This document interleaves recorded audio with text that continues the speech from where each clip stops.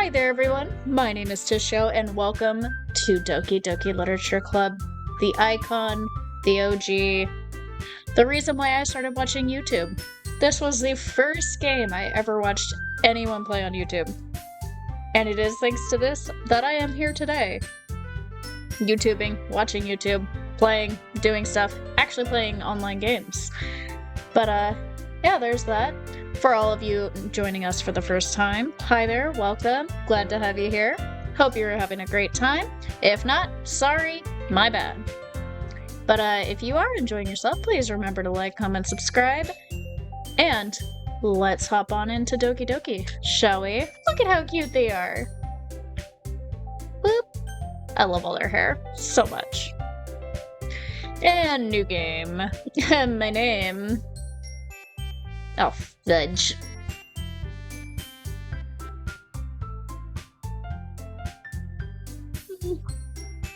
Let's call me Sparkles.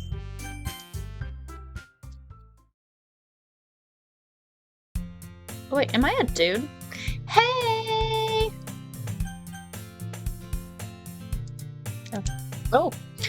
I see an annoying girl running toward me from the distance, waving her arms in the air like she's totally oblivious to any attention she might draw to herself. That girl is Sayori, my neighbor and good friend since we were children. You know, the kind of friend you'd never see yourself making today, but it just kind of works out because you've known each other for so long. God, this music is so loud. I might have to turn this down. Oh my god. Whatever. We used to walk to school together on days like this, but starting around high school, she would oversleep more and more frequently, and I would get tired of waiting up. But if she's going to chase after me like this, I almost feel better off running away. However, I just sigh in front of this crosswalk and let Sayori catch up to me. I overslept again. Apparently this is the voice we're giving Sayori. But I caught you this time. Maybe, but only maybe. Oh my god, words. Maybe, but only because I decided to stop and wait for you. You say that like you were thinking about ignoring me. That's mean, Sparkles. I love that I gave myself that name. Well, if people stare at you for acting weird, then I don't want them to think we're a couple or something. I am a dude. Fine. But you did wait for me after all. I guess I don't have it. You don't have it in you to be mean even if you want to. Sure, Sayori. Whatever you say, Sayori. Wow. We have the same thought process. We cross the street together and make our way to school.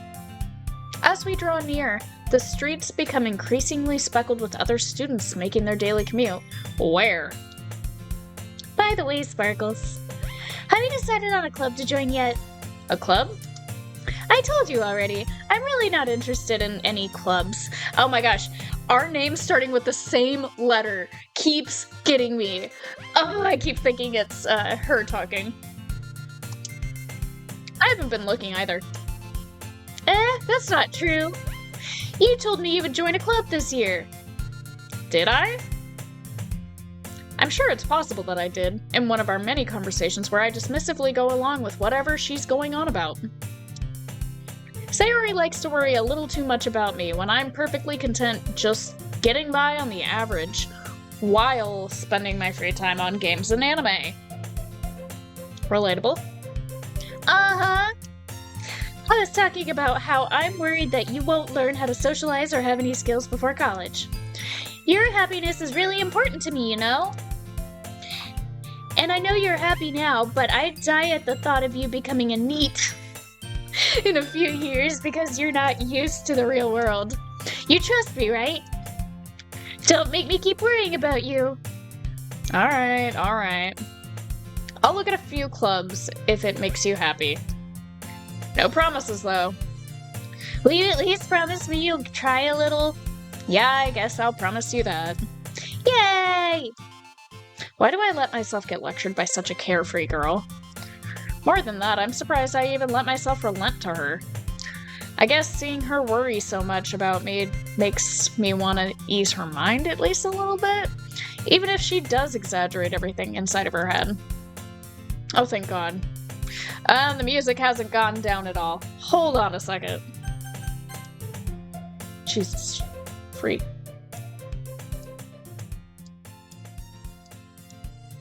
Oh my God, I can hurt. I can hurt! The school day is as ordinary as ever, and it's over before I know it. After I pack my things, I stare blankly at the wall, looking for an ounce of motivation. Clubs. Sayori wants me to check out some clubs. Am I golfing? I guess I have no choice but to start with the anime club. Hello? Sayori? Sayori must have come into the classroom while I was spacing out. I look around and realize I'm the only one left in the classroom. I thought I'd catch you coming out of the classroom, but I saw you just sitting here and spacing out, so I came in. Honestly, you're even worse than me sometimes. I'm impressed. You don't need to wait up for me if it's going to make you late to your own club. Well, I thought you might need some encouragement, so I thought, you know. Oh, she's so cute. Know what? Well, that you could come to my club. Sayori. Yeah? There's no way I'm going to your club. Nah, meanie. Sayori is vice president of the literature club. Not that I was ever aware that she had any interest in literature. In fact, I'm 99% sure she only did it because she thought it would be fun to help start a new club. Since she was the one to show interest after the one who proposed the club, she inherited the title Vice President. That said, my interest in literature is guaranteed to be even less. Yeah, I'm going to the anime club. Come on, please. I don't know why I gave her this raspy-ass voice. Why do you care so much anyway? Well, I kinda told the club yesterday I would bring in a new member. And Natsuki... Natsuki? It would be Natsuki. Natsuki made cupcakes and everything. Don't make promises you can't keep. I can't tell if Sayori is really that much of an airhead or if she's so cunning as to have planned all of this out. I let out a long sigh. Fine, I'll stop by for a cupcake, okay? Yes, let's go! I need a drink of water. That's not water, but it'll work. And thus, today marks the day I sold my soul for a cupcake. Can't say I blame myself. I dejectedly follow Sayori. Wow, the music's gone. Across the school and upstairs, a section of the school I rarely visit. Sayori, full of energy, swings open the classroom door. Hey everyone, the new member is here! I told you, don't call me a new member. Eh? I glance around the room. Welcome to the literature club. It's a pleasure to meet you. Sayori always says nice things about you. Why am I doing these raspy voices for this? Seriously, you brought a boy? Way to kill the atmosphere. Aw, Sparkles! What a nice surprise! Welcome to the club! All words escape me in this situation. This club is full of incredibly cute girls. Wow. What are you looking at? If you want to say something, say it. Sorry. Natsuki. It's Natsuki. I gotta stop that. The girl with the sour attitude, whose name is apparently Natsuki, is one I don't recognize. Her small figure makes her look like a first-year student. She is also the one who made cupcakes, according to Sayori. You can't just ignore her when she gets moody. Sayori says that quietly into my ear, then turns back towards the other girls. Anyway, this is Natsuki, always full of energy. And this is Yuri, the smartest in the club. Don't say things like that. Yuri, who appears comparably more mature and timid, seems to have a hard time keeping up with people like Sayori and Natsuki. Ah, well, it's nice to meet both of you. And it sounds like you already know Monica, is that right? That's right. It's great to see you again, Sparkles. These voices, I'm not going to remember them. Monica smiles sweetly. We do know each other. Well, we rarely talked, but we were in the same class last year. Monica was probably the most popular girl in class. Smart, beautiful, basically completely out of my league. So, having her smile at me so genuinely feels a little... You too, Monica. Come sit down, Sparkles. We made room for you at the table so you can sit next to me or Monica. I'll get the cupcakes. This voice is gonna kill me. Hey, I made them. I'll get them. Sorry, I got a little too excited. Wait, Yuri's talking. Which one's Yuri? Then how about I make some tea as well? That one. God, they should have different colored text bubbles for the girls that match their hair. The girls have a few desks arranged to form a table. As Sayori mentioned, it's been widened so that there is one space next to Monica and one space next to Sayori. Natsuki and Yuri walk over to the corner of the room where Natsuki grabs a wrap tray and Yuri opens the closet. Still feeling awkward, I take a seat next to Sayori. I cannot word, this is so much talking! Natsuki proudly marches back to the table, tray in hand. Okay, are you ready? Ta-da! Whoa! Natsuki lifts the foil off the tray to reveal a dozen white fluffy cupcakes decorated to look like little cats. Can I see them, please?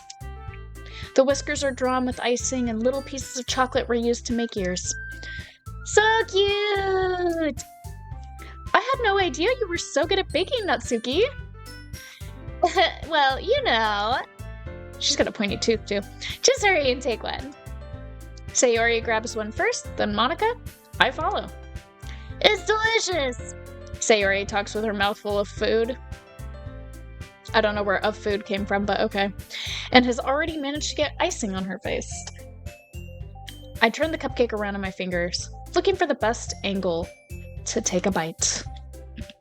Natsuki is quiet. That's first. I can't help but notice her stinking glances in my direction. Is she waiting for me to take a bite? I finally bite down. The icing is sweet and full of flavor. I wonder if she made it herself. It's really good. Thank you, Natsuki. Why are you thanking me? It's not like Haven't I heard this somewhere before? Made them for you or anything. I thought you technically did, Sayori said. Well, maybe. But not for you, you dummy. Oh my god, she's so funny. Alright. I give up on Natsuki's weird logic and dismiss the conversation.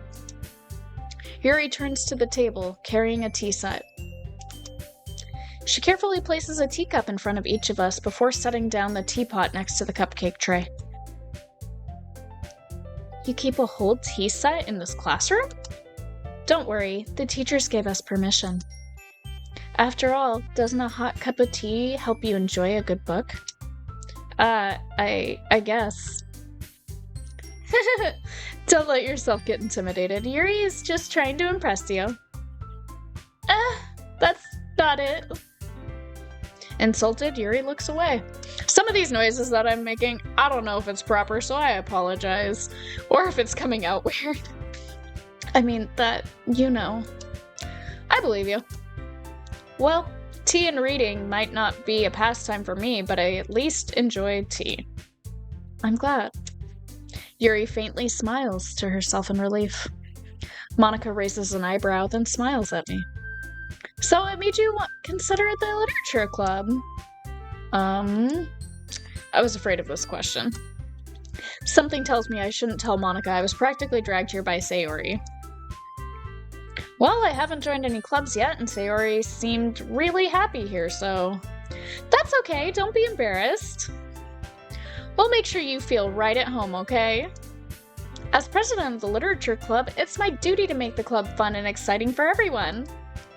Monica, I'm surprised. How come you decided to start your own club? You could probably be a board member for any of the major clubs. Weren't you a leader of the debate club last year?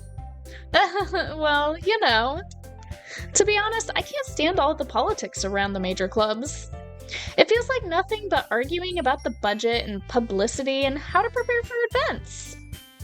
I'd much rather take something I personally enjoy and make something special out of it. And if it encourages others to get into literature, then I'm fulfilling that dream. Monica really is a great leader. Yuri also nods in agreement. Then I'm surprised there aren't more people in the club yet. It must be hard to start a new club. You could put it that way. Not many people are very interested in putting out all the effort to start something brand new. Especially when it's something that doesn't grab your attention, like literature. You have to work hard to convince people that you're both fun and worthwhile. But it makes school events, like the festival, that much more important. I'm confident that we can all really grow from this club before we graduate. Right, everyone? Yeah! We'll do our best. You know it! Oh my god, the voices. I hope I'm remembering them right. Everyone enthusiastically agrees. Such different girls, all interested in the same goal. Monica must have worked really hard just to find these three. Maybe that's why they were all so delighted by the idea of a new member joining. Though I still don't really know if I can keep up with their level of enthusiasm about literature. So Sparkles, what kind of things do you like to read? Well, considering how little I've read in these past few years, I don't really have a good way of answering that. Manga? I mutter quietly to myself, half joking. Natsuki's head suddenly perks up. It looks like she wants to say something, but she keeps quiet. Not much of a reader, I guess. Well, that can change. What am I saying? I spoke without thinking after seeing Yuri's sad smile. Anyway, what about you, Yuri? Well, let's see. Yuri traces the rim of her teacup with her finger. My favorites are usually novels that build deep and complex fantasy worlds. The level of creativity and craftsmanship behind them is amazing to me. And telling a good story in such a foreign world is equally impressive. Yuri goes on, clearly passionate about her reading. She seemed so reserved and timid since the moment I walked in, but it's obvious by the way her eyes light up that she finds her comfort in the world of books, not people. You know, I like a lot of things. Stories with deep psychological elements usually immerse me as well. Isn't it amazing how a writer can so deliberately take advantage of your own lack of imagination and completely throw you for a loop? Anyway, I've been reading a lot of horror lately. I'm sorry. How did we go from point A to point here? I read a horror book once. I desperately grasped something I can relate to at the minimal level. At this rate, Yuri might as well be having a conversation with a rock. Really? I wouldn't have expected that, Yuri. For someone as gentle as you? I guess you could say that. But if a story makes me think or takes me to another world, then I really can't put it down. Surreal horror is often very successful at changing the way you look at the world, if only for a brief moment. Ugh, hate horror. Oh, why is that? Well, Natsuki's eyes dart over to me for a split second. Never mind. That's right, you usually like to write about cute things, don't you, Natsuki? But what? What gives you that idea? Oh my gosh, these voices. I hope I'm getting them right. This is killing me. This is so funny. You left a piece of scrap paper behind last club meeting.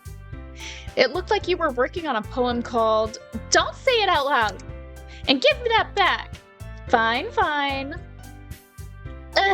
Your cupcakes, your poems. Everything you do is just as cute as you are. Sayori slides up behind Natsuki and puts her hands on her shoulders. I'm not cute! Natsuki, you write your own poems? Well, I guess sometimes. Why do you care? I think that's impressive. Why don't you share them sometimes? No! Natsuki averts her eyes. You wouldn't like them. Not very confident writer yet? I understand how Natsuki feels. Sharing that level of writing takes more than just confidence. The truest form of writing is writing to oneself. You must be willing to open up to your readers, exposing your vulnerabilities and showing even the deepest reaches of your heart. Do you have writing experience too, Yuri? My voice went into her voice.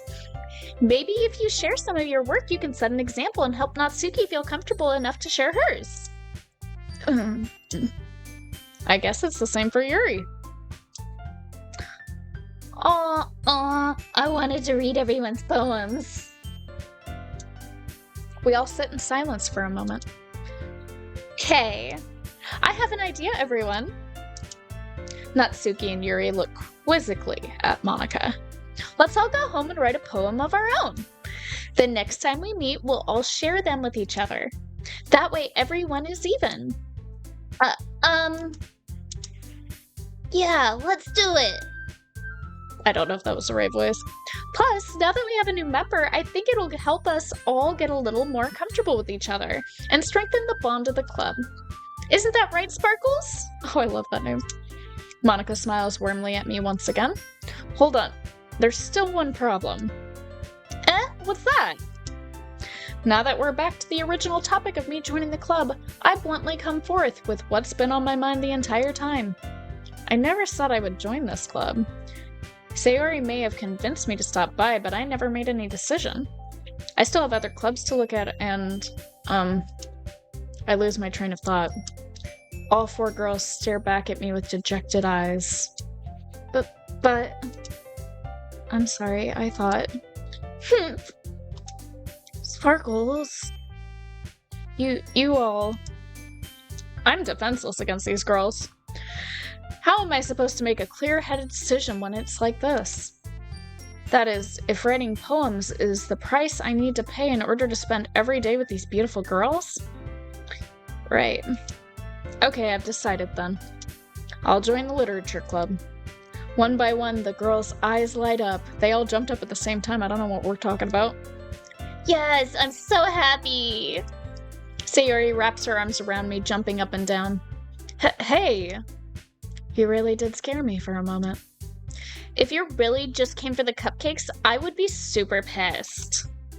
Then that makes it official. Welcome to the literature club. Thanks, I guess. Okay, everyone.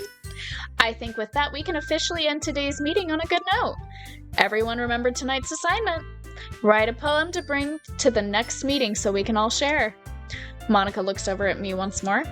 Sparkles, I look forward to seeing how you express yourself. Yeah. Can I really impress the class star Monika with my mediocre writing skills? I already feel the anxiety welling up inside me. Meanwhile, the girls continue to chit-chat as Yuri and Natsuki clean up their food. Hey, Sparkles, since we're already here, do you want to walk home together? That's right, Sayori and I never walk home together anymore because she's always stayed after school for clubs. Sure, might as well. Yay! I can't remember the voice I gave her anymore. With that, the two of us depart the club room and make our way home. The whole way, my mind wanders back and forth between the four girls. Sayori, Natsuki, Yuri, and of course Monika. Will I really be happy spending every day after school in a literature club? Perhaps I'll have the chance to grow closer to one of these girls. Alright. I'll just need to make the most of my circumstances, and I'm sure good fortune will find me. And I guess that starts with writing a poem tonight. Oh boy. Oh no! It's time to write a poem. Pick words you think your favorite club member will like. Something good might happen with whoever likes your poem the most. Oh boy. Nope. Look at them jumping around. They're so cute. Alright.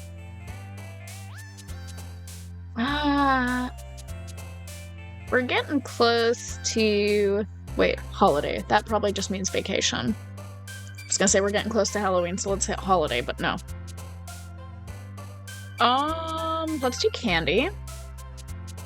Oh, I have to pick 20 words. Incongruent. Contamination. Fudge. Dream. Vertigo. Crimson.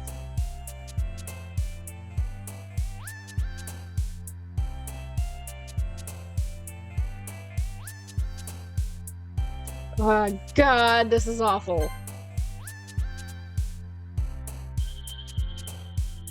Lollipop. Puppy. I don't know if I'm supposed to be paying attention to what I'm picking, but I'm just picking the word that stands out to me the most, or that sounds great. Lipstick. Toy. Secretive. Doki Doki. Mushy mushy.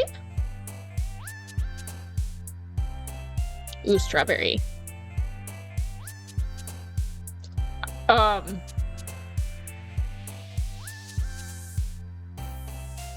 Worm. Sunset.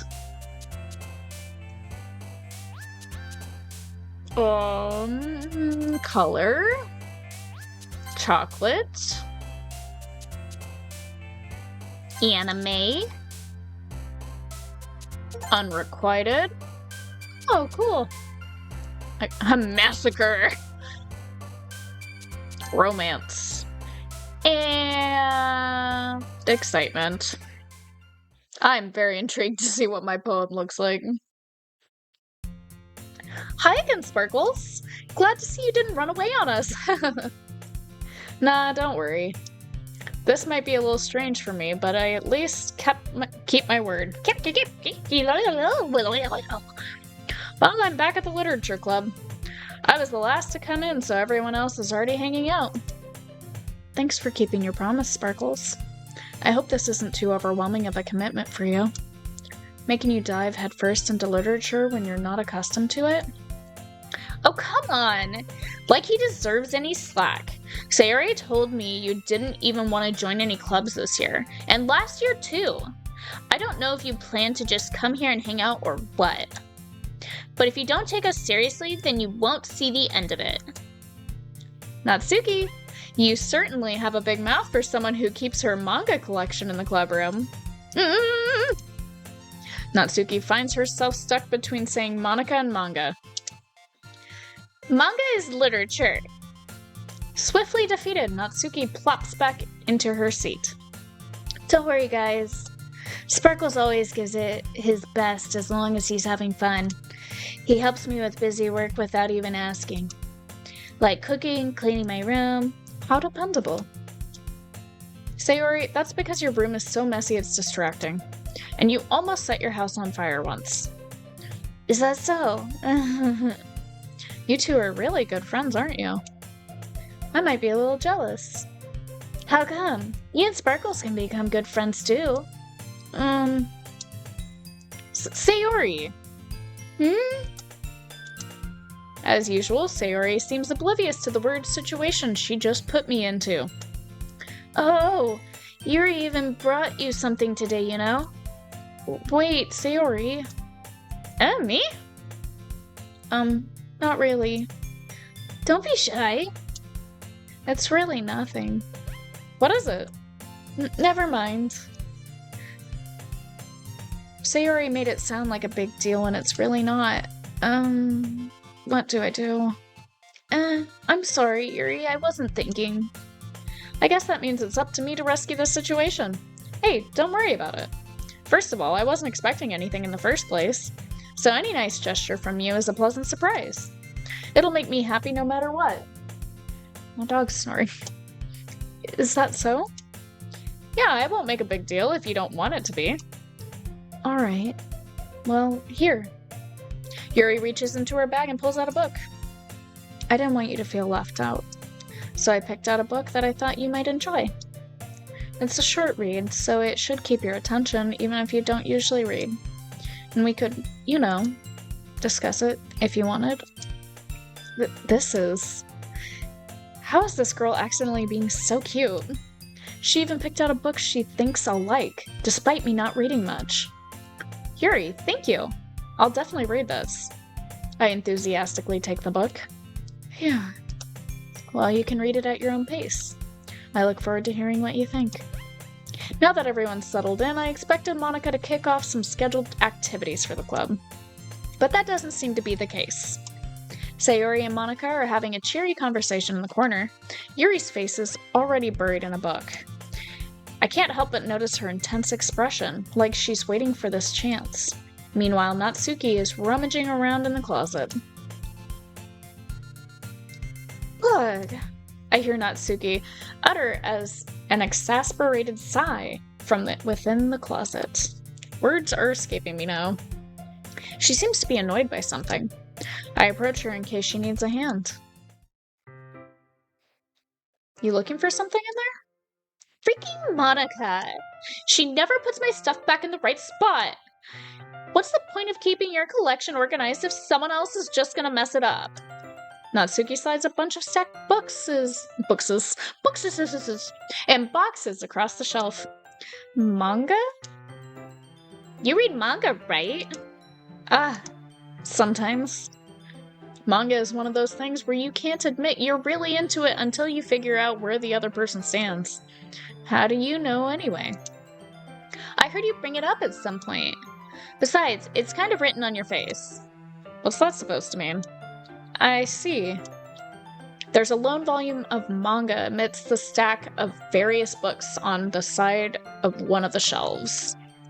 Curious, I pull it out of the stack. There it is! Natsuki snatches it out of my hand.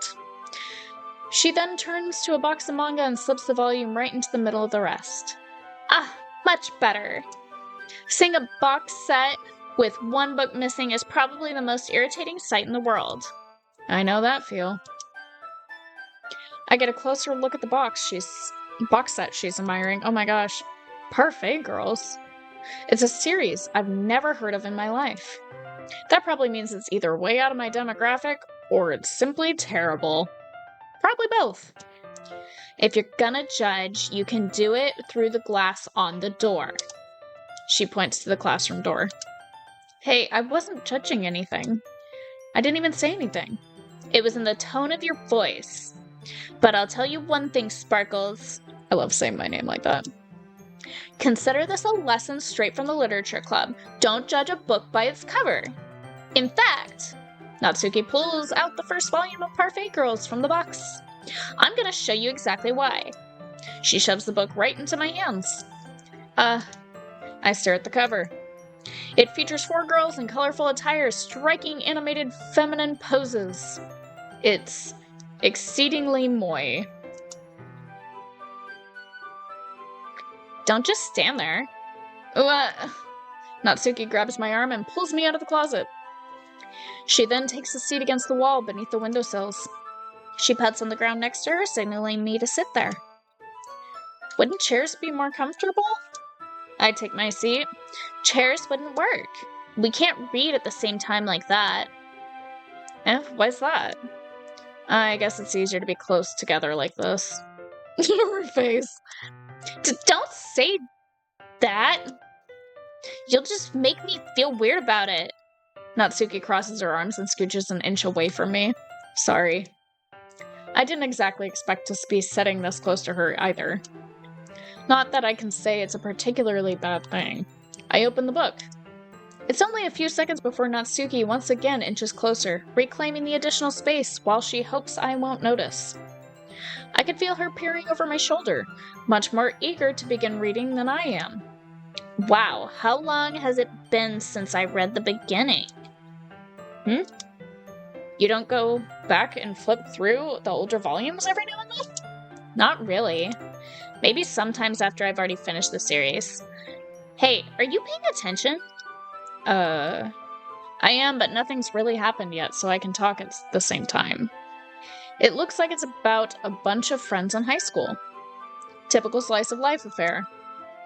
I kind of grew out of these since it's rare for the writing to be entertaining enough to make up for the lack of plot. So, what should I expect from this? Is there going to be a plot? Well, obviously. You think I would enjoy something that didn't have a plot? I mean, well, I guess I know what you're saying. A lot of the beginning is about simple things. Like, there's a really funny chapter where they're obsessed with a guy at the ice cream shop, but that just helps you get to know the characters. Wow, this is just rolling off of my tongue, this voices. And besides, it's still entertaining. But later on, there's all kinds of drama. Like when they get into all their backstories and when some of the romance starts to happen, that's really what makes it so good. There's so many touching parts. Ah, is that so? It sounds like you really know what you're talking about. Maybe I underestimated you. Hey, wait! What's that supposed to mean? Natsuki gives me a little shove. I just meant I haven't yet seen you at your full power. Good save. Oh, this chapter seems like it's about baking.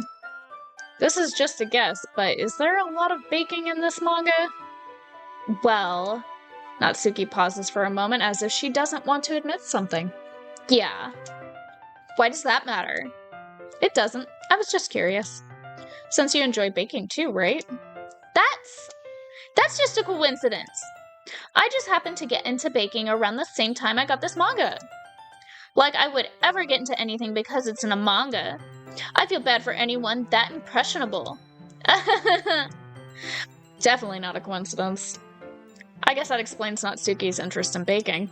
Still, all of the hobbies to pick up from manga, that's definitely one of the better ones. Not to mention she's really good at it, so who am I to judge? Oh my god, she's so cute! We read on for a few more minutes. I've finished a couple chapters at this point. Are you sure this isn't boring for you? It's not. Even though you're just watching me read?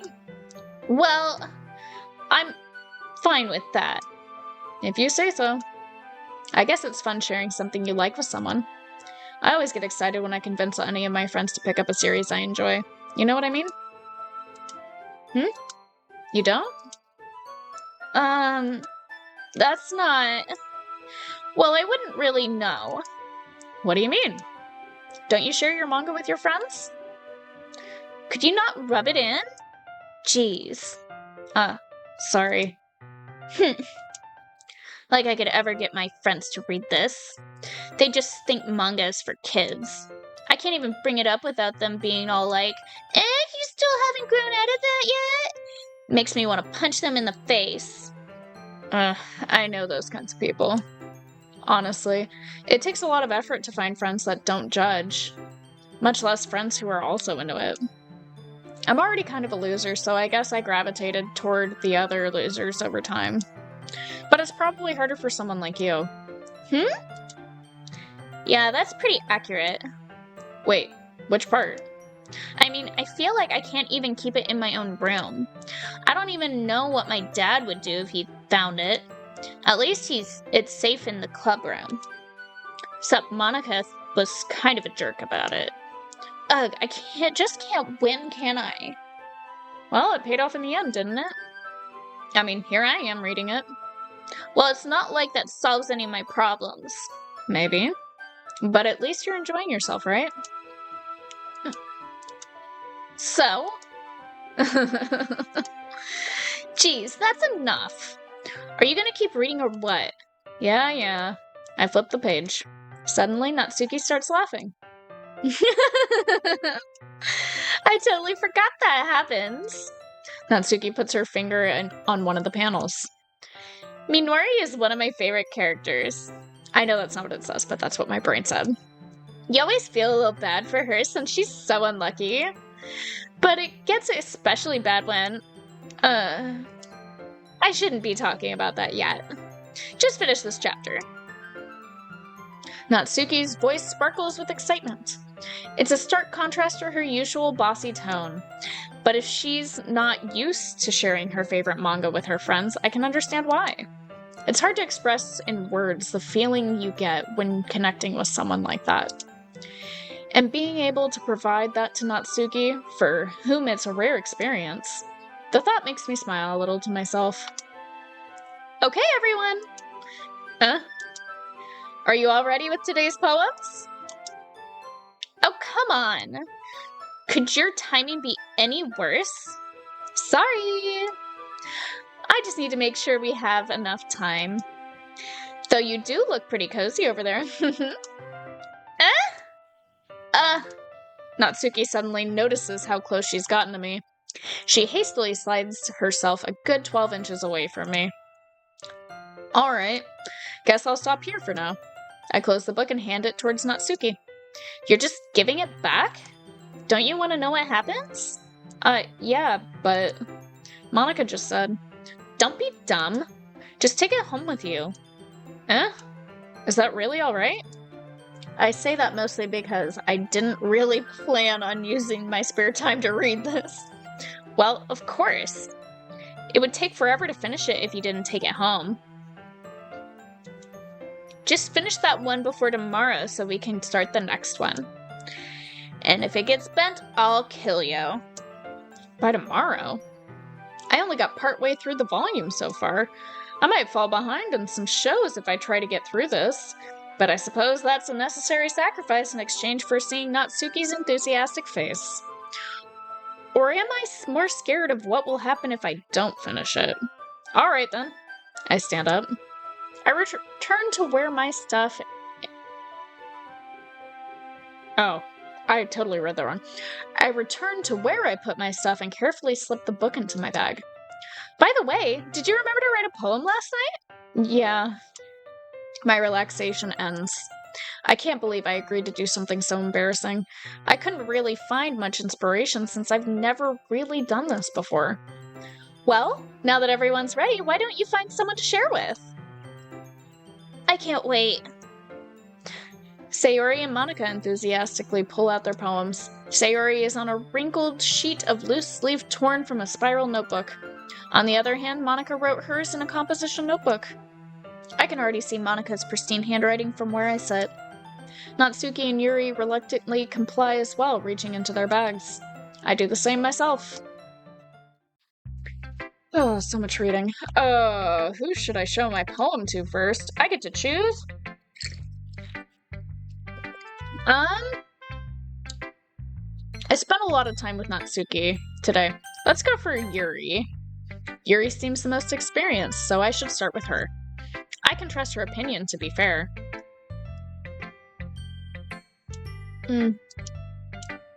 Yuri stares at the poem. A minute passes. More than enough time for her to finish reading.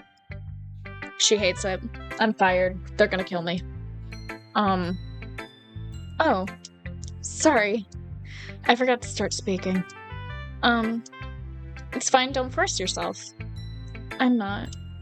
I just need to put my thoughts in words. Hold on. Okay.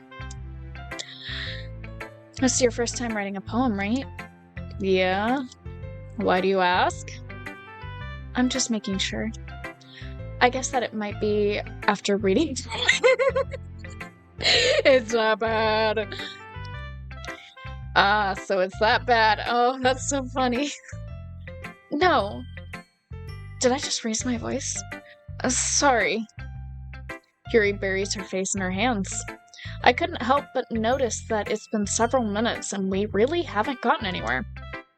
It might take Yuri a while to get used to new people. It's fine. I really didn't notice. What were you saying? Right, it's just that there are specific writing habits that are usually typical of new writers. And having been through that myself, I kind of learned to pick up on them. I think the most noticeable thing I recognize in new writers is that they try to make their style very deliberate. In other words, they tend to pick a writing style separate from the topic matter, and they form-fit the two together. Oh, my brain. The end result is that both the style and the expressiveness are weakened. Once Yuri finds her train of thought, it's as if her demeanor totally changes. Her stammering is completely gone, and she sounds like an expert. Of course, that's not something you can be blamed for. There are so many different styles and techniques that go into writing even a simple poem. Not just finding them and building them, but getting them to work together is probably the most challenging part. It might take you some time, but it all comes with practice and learning by example and trying new things. I also hope that everyone else in the club gives you valuable feedback. Natsuki can be a little biased, though. Biased? How? Well, never mind. I shouldn't be talking about people like that. Sorry. It's fine. I'm not sure if Yuri is apologizing to herself, to me, or to Natsuki. Do you mind if I read your poem now? Please do. I'd love to share my thought process behind it. Yuri smiles dreamily, as if it's a rare opportunity for her. Which itself is kind of funny. After all, isn't this supposed to be a literature club? Oh god. Ghost under the light, the tendrils of my hair illuminate beneath the amber glow, bathing. It must be this one, the last remaining streetlight to have withstood the test of time, the last yet to be replaced by the sickening blue-green hue of the future. I bathe, calm, breathing air of the present but living in the past. The light flickers. I flicker back. I'm sorry I have such terrible handwriting. What? I wasn't thinking that at all. But you took you a long time to read. My throat. Well, I just don't read script very often. I actually think your handwriting is pretty. That's a relief. Also, I like the poem. Even though it's short, it was very descriptive. It wasn't too short? I usually write longer poems. Not at all. I'm really glad you like it. I'll be honest. Since it's our first time sharing, I wanted to write something a little more mild. Something easy to digest, I suppose. Suppose. Are you into ghost, Yuri? Actually, the story isn't about a ghost at all, Sparkles. Really? I must have totally missed the point. Well, I suppose you did only glance over it after all. But remember that poets often express their own thoughts, feelings, and experiences in their work.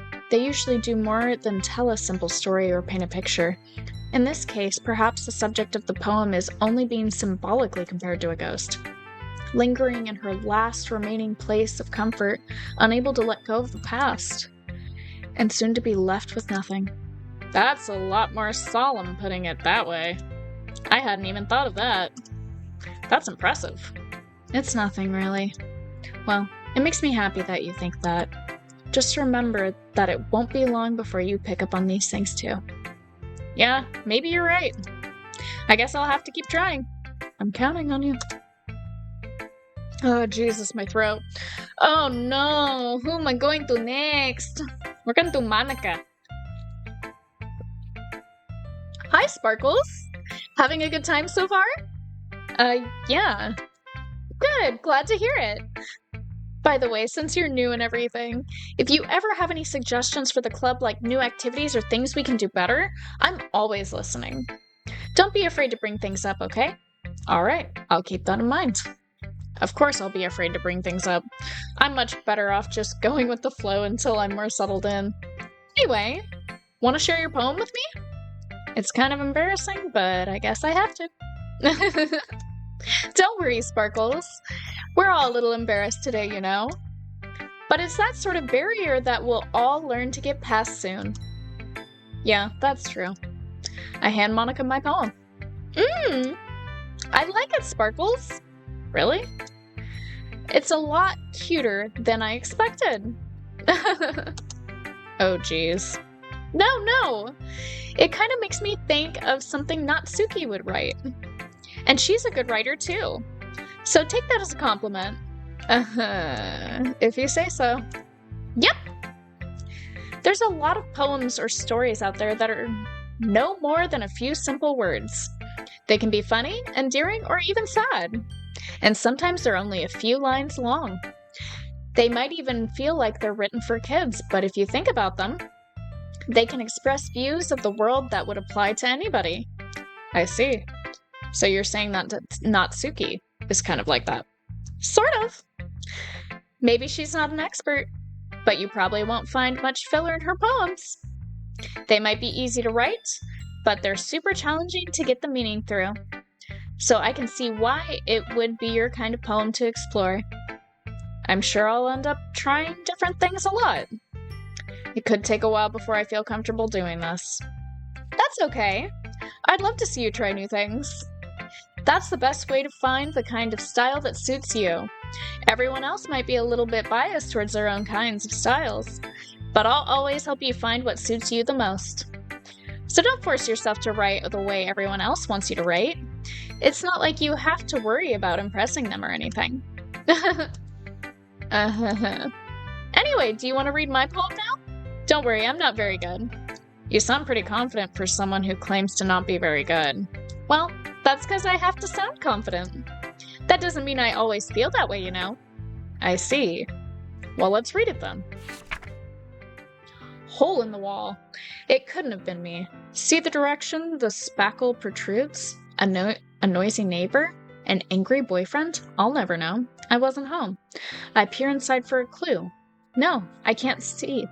I reel, blind, like a film left out in the sun, but it's too late. My retinas, already scorched with a permanent copy of the meaningless image. It's just a little hole. It wasn't too bright. It was too deep, stretching forever into everything. A hole of infinite choices.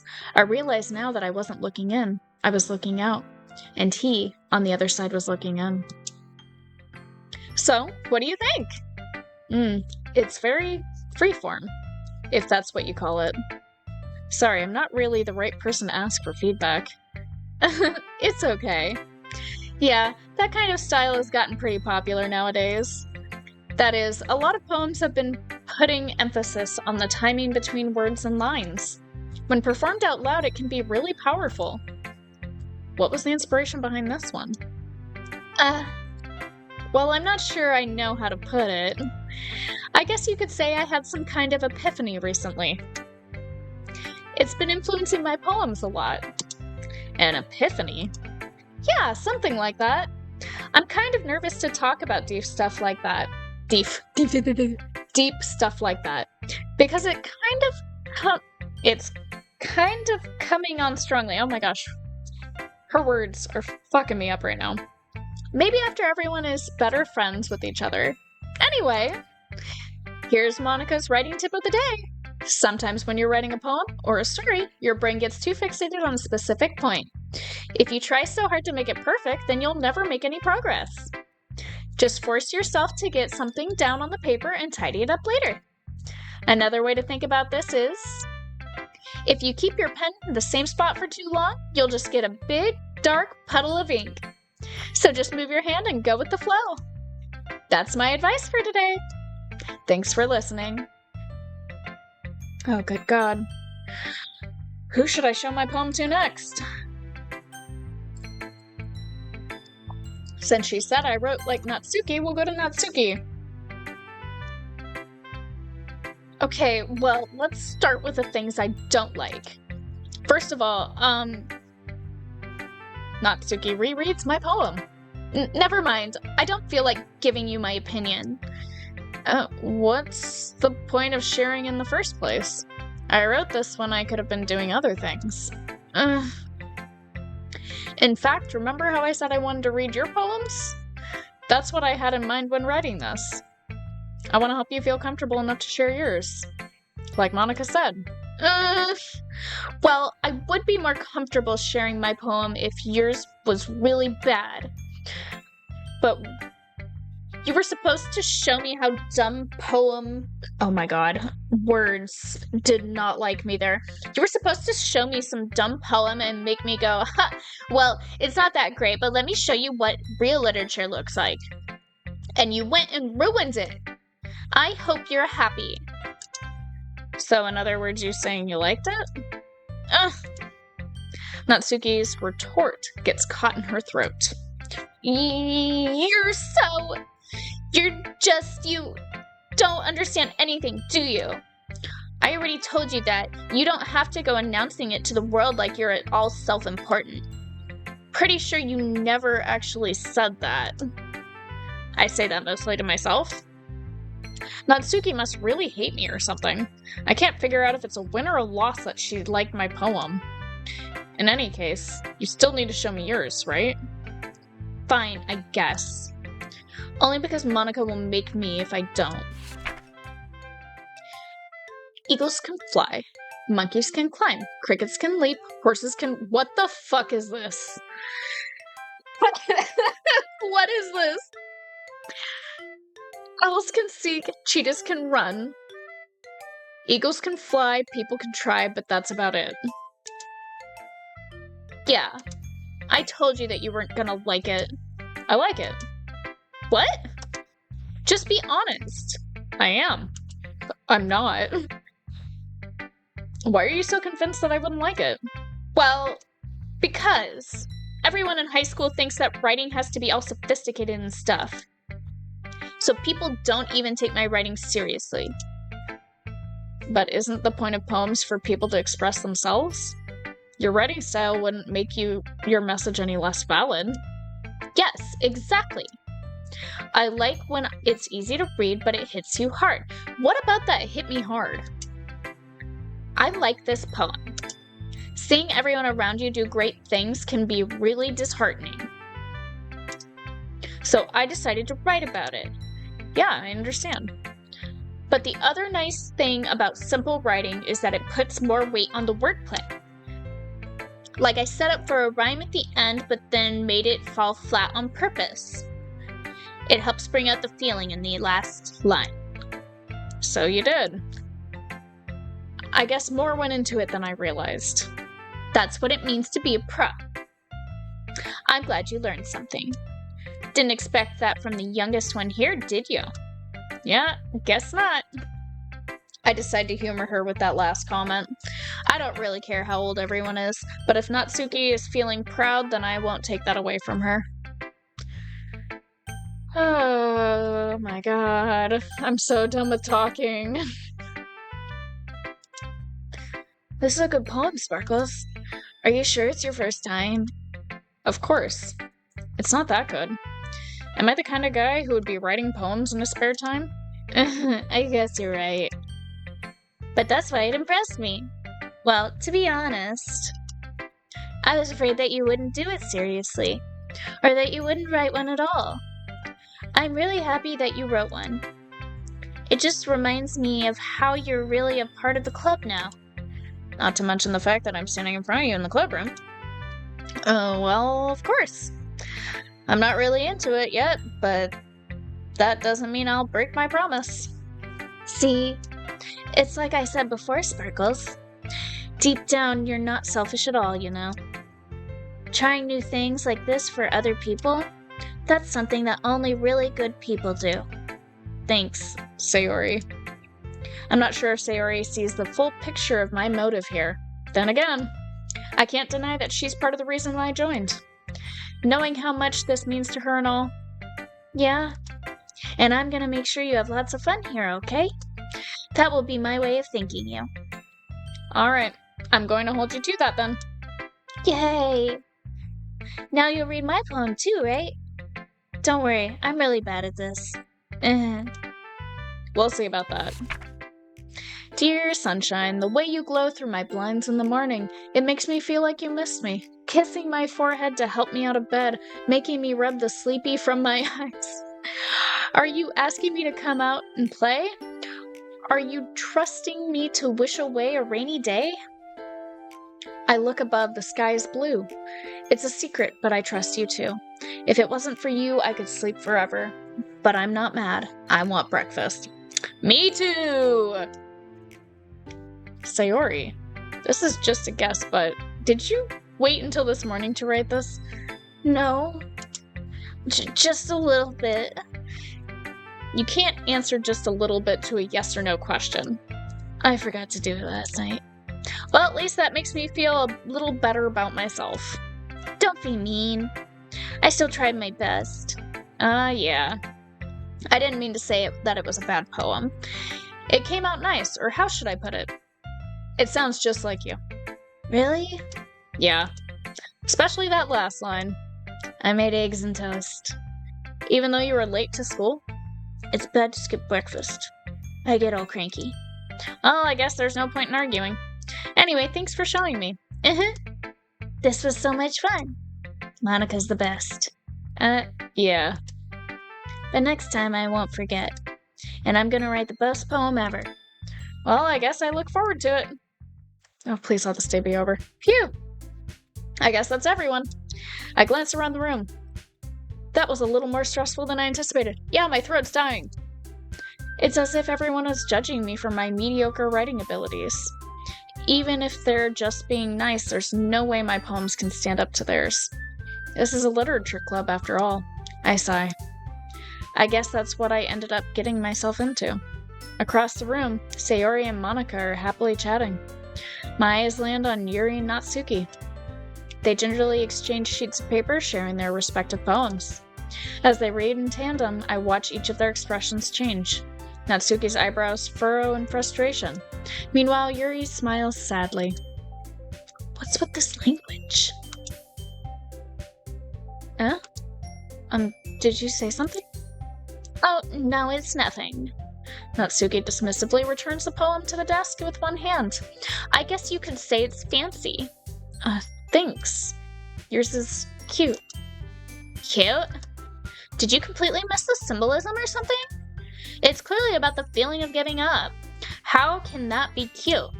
I know that. I just meant the language, I guess. I was trying to say something nice. You mean you have to try that hard to come up with something nice to say? Thanks, but it really didn't come out nice at all. Well, I do have a couple suggestions. If I was looking for suggestions, I would have asked someone who actually liked it.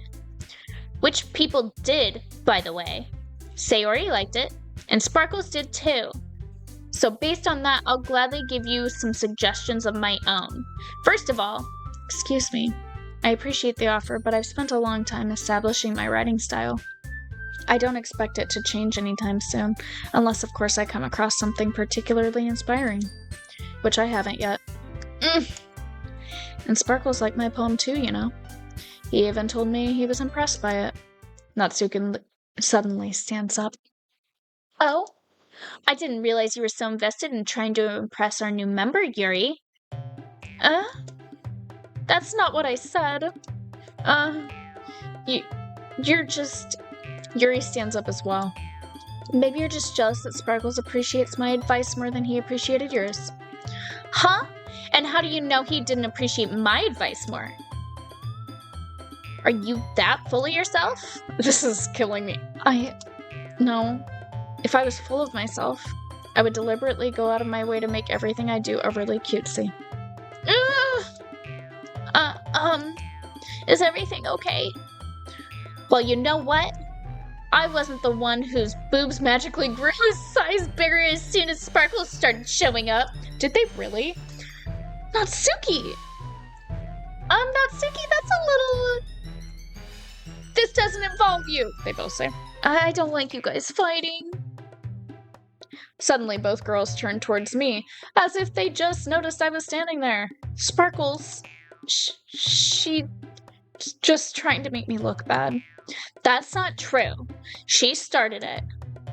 If she could get over herself and learn to appreciate that simple writing is more effective, then this wouldn't have happened in the first place. What's the point in making your poems all convoluted for no reason? The meaning should jump out at the reader, not force them to have to figure it out. Help me explain it to her, Sparkles. Wait, there's a reason we have so many deep and expressive words in our language. It's the only way to convey complex feelings and meaning the most effectively. Avoiding them is not only unnecessarily limiting yourself, it's also a waste. You understand that, right, Sparkles? Well? How did I get dragged into this in the first place? It's not like I know anything about writing, but whoever I agree with, they'll probably think more highly of me. So of course that's going to be, fuck. I don't want to decide. Natsuki glares at me, drying up any words I had in my mouth. So instead I turn to Yuri. Yuri? But Yuri's expression is so defenseless that I can't bring myself to say anything to her. Sayori? Yeah. Everyone's fighting is making Sayori uncomfortable. How can the two of you keep fighting when you know you're making your friend feel like this? Sparkles. Well, that's her problem. This isn't about her. I agree. It's unfair for others to interject their own feelings into our conflict. Yeah, unless Sayori wants to tell Yuri what a stuck-up jerk she's being, she would never. It's your immaturity that made her upset in the first place. Excuse me? Are you listening to yourself? This is exactly why nobody likes. Stop! Natsuki, Yuri, you guys are my friends. I just want everyone to get along and be happy. My friends are wonderful people, and I love them because of their differences. Natsuki's poems? They're amazing because they give you so many feelings with just a few words. And Yuri's poems are amazing because they paint beautiful pictures in your head. Everyone's so talented. So why are we fighting? Because... Well... Also, Natsuki's cute and there's nothing wrong with that. And Yuri's boobs are the same as they've always been. Big and beautiful. God damn it. Sayori. Sayori stands triumphantly. Monica stands behind her with a bewildered expression. I'll make some tea. Yuri rushes off. Natsuki sits down with a blank expression on her face, staring at nothing. So this is why Sayori is vice president, I whisper to Monica. She nods in return. To be honest, I might come off as a good leader, and I can organize things, but I'm not very good with people. I could even bring myself to interject. As president, that's kind of embarrassing for me. Nah. It's not like I can blame you. I wasn't able to say anything either. Well, I guess that just means Sayori is amazing in her own ways, isn't she? You could say that. She might be an airhead, but sometimes it's weirdly suspicious she knows exactly what she's doing. I see. Take good care of her, okay? I would hate to see her get herself hurt. That makes two of us. So you can count on me. Monica smiles sweetly at me, causing my stomach to knot. Such a genuine person really does make a good president, regardless of what she says. If only I could get the chance to talk to her a little more. Please be done with the day. Okay, everyone. It's just about time thank God, for us to leave. How did you all feel about sharing poems? It was a lot of fun. Well, I'd say it was worth it. It was alright, well, mostly. Sparkles, how about you? Yeah, I'd say the same. It was a neat thing to talk about with everyone. So, in that case, we'll do the same thing tomorrow. Fuck. And maybe you'll learn something from your friends too. So your poems will turn out even better. I think to myself. I did learn a little more about the kinds of poems everyone likes. With any luck, that means I can at least do a better job impressing those I want to impress. I nod to myself with newfound determination. Sparkles, ready to walk out? Sure, let's go. Sayori beams at me. I'm butchering the voice that I gave her. I don't even remember which one I started with. It's truly been a while since Sayori and I have spent this much time together. I can't really say I'm not enjoying it either. Oh my god, drink break. Sayori? About what happened earlier. Huh? What do you mean? You know, between Yuri and Natsuki. Does that kind of thing happen often? No. That's really the first time I've seen them fight like that. I promise they're both wonderful people. You don't hate them, do you? No, I don't hate them. I just wanted your opinion, that's all. I can see why they'd make good friends with you. Phew. You know, Sparkles, it's nice that I get to spend time with you in club, but I think seeing you along with everyone is what makes me the happiest. And I think everyone really likes you, too. That's... Every day is going to be so much fun.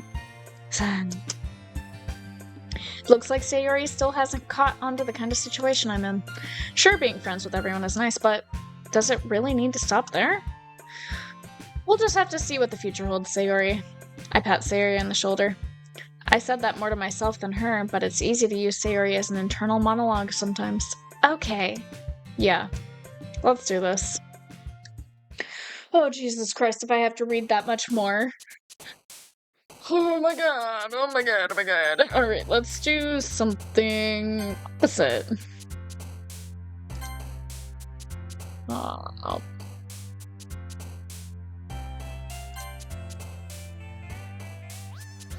What is effulgent?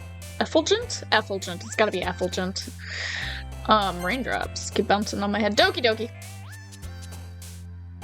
Anger. Starscape. Fireworks. Disaster. Rose. Defeat. Horror. Contamination. Daydream. Pink. Marriage. Swimsuit. Comfort. Headphones. Massacre. Alright, let's see how that does. Who's gonna like this one? Good lord. Another day passes and it's time for the club meeting already. I've gotten a little more comfortable here over the past couple days. Entering the club room. The usual scene greets me. Hi, Sparkles. Yo, Sayori.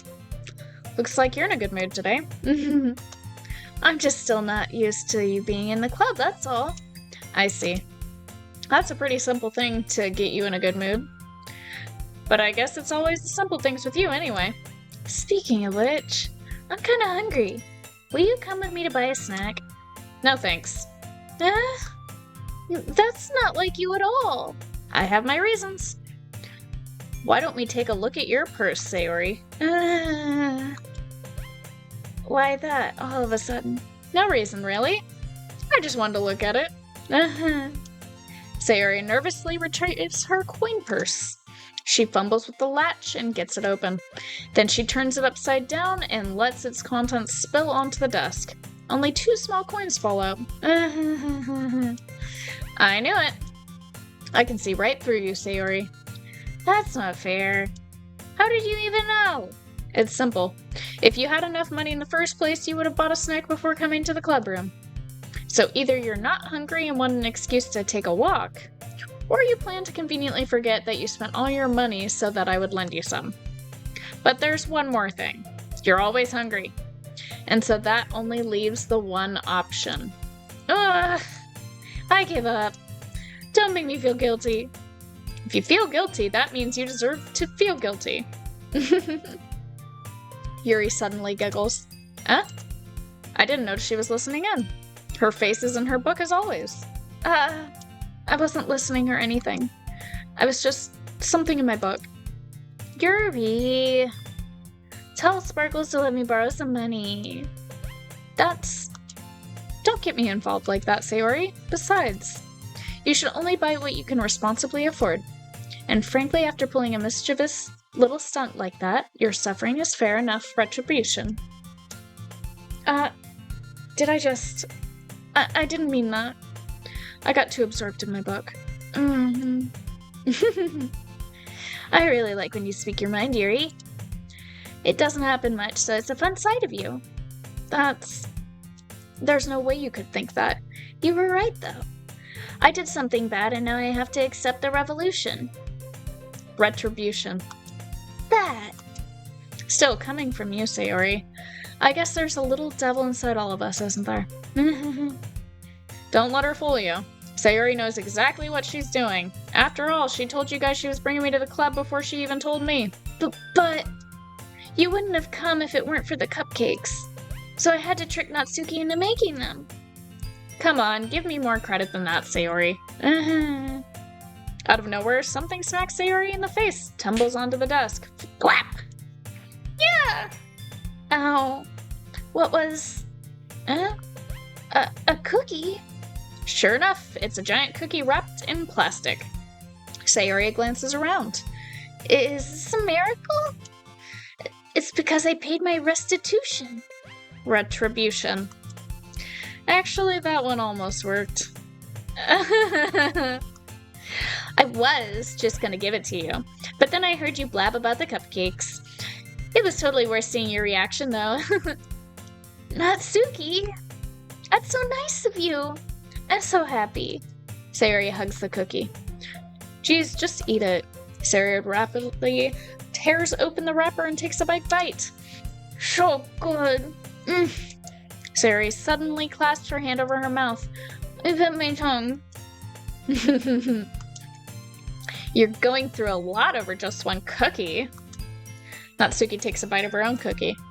Oh, yours looks really good too, Natsuki. Can I try it? Jeez. Beggars can't be choosers. But yours is chocolate. Yeah, why do you think I gave you that one? Fine. I'm so really happy you shared this one with me. Sayori gets out of her seat and goes behind Natsuki, then wraps her arms around her. Ah, jeez. I get it. Cookie still in hand, Natsuki reaches up to nudge Sayori off her. Sayori suddenly leans down and takes a bite of Natsuki's cookie. Hey! Did you seriously just do that? Mouth full, Sayori trots away to safety. Yuri and I laugh as well. Geez, you're such a kid sometimes. Monika, can you tell Sayori... Natsuki glances around. Monika isn't in the clubroom. Where's Monika anyway? Good question. Have any of you heard anything about her being late today? Not me. Yeah, I haven't either. That's a bit unusual. I hope she's okay. Of course she's okay. She probably just had something to do today. She's pretty popular after all. You don't think she has a... I wouldn't be surprised. She's probably more desirable than all of us combined. That's not true. Excuse me? Suddenly the door swings open. Sorry, I'm super sorry. There you are.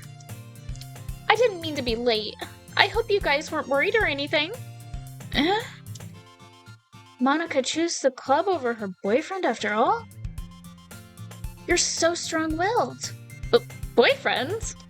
What on earth are you talking about? Monika quizzically glances at me. Never mind that. What held you up anyway? Well, my last period today was study hall. To be honest, I kinda just lost track of time. That makes no sense, though. You would have heard the bell at least. I must not have heard it, since I was practicing piano. Piano? I wasn't aware you played music as well, Monika. I don't really. I kinda just started recently. I've always wanted to learn piano. That's so cool. You should play something for us, Monika. Monika looks at me. Maybe once I get a little bit better, I will. Yay! That sounds cool. I'd also look forward to it. Is that so? In that case, I won't let you down, Sparkles. Monika smiles sweetly. I didn't mean any pressure or anything like that. Don't worry. I've been practicing a whole lot recently, and I'd really love the chance to share once I'm ready. I see. In that case, best of luck. Thanks! So, I didn't miss anything, did I? Not really. I chose to leave out Sayori's mischievous escapade. I'm sure Natsuki will end up complaining to her anyway. It looks like everyone is already settled in. Sayori somehow already finished her entire cookie. Yuri is back to her book, and Natsuki disappeared into the closet. Man, it looks like no one wants to be bothered today. I slumped down into the nearest desk. How am I supposed to occupy myself with something literature-related by myself like this? I guess I could always read some of the book Yuri gave me. But I'm not... Oh my god, words! I'm talking so much my brain is dying! But I'm feeling a little too tired to read. I could probably fall asleep right now. I close my eyes and end up listening in on Sayori's conversation with Monika. We're probably gonna seem really lame compared to all the other clubs, though. Well, we can't give up. The festival is our chance to show everyone what literature is all about. The problem is that the idea of the literature club sounds too dense and intellectual. But it's not like that at all, you know? We just need a way of showing that to everyone. Something that speaks to their creative minds. That doesn't solve the problem, though. What do you mean? Even if we come up with the most fun thing ever, nobody will come in the first place if it's a literature event. So it's more important to figure out how to get people to show up in the first place, you know? And after they come, we can do the thing to speak to their creative minds. What's this? Sayori's taking this really seriously. It's rare to hear her deliberately like this. Huh, that's a good point. In that case, do you think food will do the trick? What kind? Oh, well, I guess we could... Cupcakes. Good thinking. Natsuki would love to do that. You're right. Natsuki makes the best cupcakes. That works out perfectly. That wasn't why you suggested it? Cupcakes speak to my creative tummy. Cupcakes it is, then. I'm hungry. Anyway, we still need to work out the details of the event itself. I find myself smiling. In the end, Sayori is still her usual self. But therein lies the unexpected reason I admire her.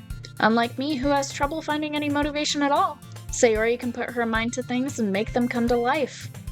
I suppose that's why I end up letting her get on my case about things. I can't help but wonder what would be like. Oh my gosh, what it would be like to see the world through her eyes. Wah! I open my eyes to find Sayori's face filling my vision. I nearly fall out of my chair. Sorry. Wait, actually, I'm not sorry at all. It's your fault for sleeping like that. This isn't the napping club. Does our school have a napping club? You're staying up late again, aren't you? Now that you're in a club, you're gonna have less time for anime, you know. You'll need to get used to it. Don't say that so loud. I glance over my shoulder to see if Monica overheard. It's true, though. Yeah, I know. You're always looking out for me, Sayori. It's what I do best. That's a problem. What about you? You look out for me better than you look out for yourself. You're still oversleeping every day, aren't you? Not every day. That's not very convincing. How many days this past week have you gotten up on time? It's a secret. I knew it. Come on. At least give me the benefit of the doubt. I can't even do that. Look, Sayori, it's written all over your face. Sayori glances around herself. How is it written all over me? You were clearly in a rush this morning. Look, your hair is sticking out all around here. I run my fingertips down the side of Sayori's hair to straighten it out. Man, you really need a brush for this. My hair is just really hard to get right. I won't fall for that. There's more than just your hair. Look, your bow isn't straight either. And there's a toothpaste stain on your collar right here. Try to wipe off the stain with my finger. But nobody would ever notice that. Of course they would. Nobody's gonna tell you about it because they don't want to embarrass you. Fortunately, I don't really care about that. Hey, you meanie. And I don't even keep your blazer button. Oh my gosh. And you don't even keep your blazer buttoned up. Seriously, Sayori. Why do you think you don't have a boyfriend yet? That's super mean. Sorry, but you'll thank me later. I start to button her blazer from the bottom. Once you see how much better it looks, you'll change your mind. Oh my god. This is so funny. What is? Well, I was just thinking how weird it is to have a friend who does these kinds of things. Huh? Don't say that. You'll make me feel weird about it, stupid. It's okay, though. I'm happy we're like this. Aren't you? I guess. Hey, be careful. The button might come off. Why is this one so hard to close? I struggle to fully close the button near her chest. Does this thing even fit you properly? It did when I bought it. Sigh. If you ever buttoned it, you would have noticed sooner that it doesn't fit you anymore. Why are you smiling about? It means my boobs got bigger again. Don't say that out loud! Anyway, you look much better now, so... Why does it feel strange to see Sayori's blazer buttoned up like this? But it's so stuffy. It's not worth it at all. Sayori hastily unbuttons her blazer once more. Phew! That's so much better. Sayori puts her arms out and twirls around. So if I keep it unbuttoned, then I won't get a boyfriend, right? What kind of logic is that? And why are you saying it like it's a good thing? Because if I had a boyfriend, then he wouldn't let you do things like this. And you take care of me better than anyone else anyway. So that's why I'm keeping it unbuttoned. Stop saying all these embarrassing things. Huh? I didn't say anything embarrassing. Jeez. Well, anyway, let's just focus on trying to wake up a little earlier. Only if you focus on going to bed earlier. Fine, fine. It's a deal. I guess we really are better. Oh, wow. I guess we really are better at taking care of each other than we are at taking care of ourselves. Yeah, I guess so, huh? So maybe you should come wake me up in the morning. You're doing it again, Sayori. But I was joking that time. Man, it's impossible to tell with you sometimes. Okay, everyone! Monica suddenly calls out. Why don't we share the poems we wrote now? Yay! Sparkles, I can't wait to read yours. Yeah, same. I failed to sound enthusiastic, but Sayori still trots away to retrieve her poem. Oh my god, this again. Ah, la, la, la, la. Okay, we'll start with Sayori. Oh my goodness. This is so good, Sparkles. Eh? I love it.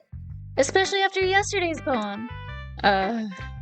You're too honest sometimes, Sayori. No, but really. I want to put this on my wall. Can I? Sayori, you must be seriously overreacting. I'm not a good writer at all. I honestly have no idea what I'm doing. Well, maybe that's why. Because I have no idea what I like either. Jeez. I'm sure Yuri's opinion has to be a little more constructive than this. Maybe even Natsuki's. Are you sure you don't like it just because I wrote it? Huh?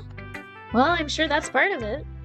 I think I understand you better than a lot of other people, you know? So when I read your poem, it's not just a poem, it's a Sparkles poem! And that makes it extra special. Like I can feel your feelings in it. Sayori hugs the sheet against her chest. You're so weird, Sayori. Well, I'm not very good at figuring out if poems are good or bad, but that's why I just go by my heart. If it makes me feel things, then it must be a good poem. I'm not sure that's exactly how it works. Then again, I guess conveying feelings is a pretty important part of this whole thing. Yeah, maybe. Honestly, I don't even know what kind of writing you like in the first place. Yeah, me either. Ugh. Why don't you at least try giving it some thought? Oh, you want to write something for me? That's so sweet. Yeah, right. But you're always thinking about other people. You need to think about yourself once in a while. If you don't, you might end up getting hurt at some point. Huh? Well, I don't really know what you mean, but I'll try to keep it in mind. Well, whatever. Anyway, let's see. I guess I like happy poems? Wait, sometimes I like sad poems too. Sometimes a little bit of both. There's a word for that, right? What's the word I'm looking for? Bittersweet. Yeah. I like things that are happy and things that are sad. Happy and sad?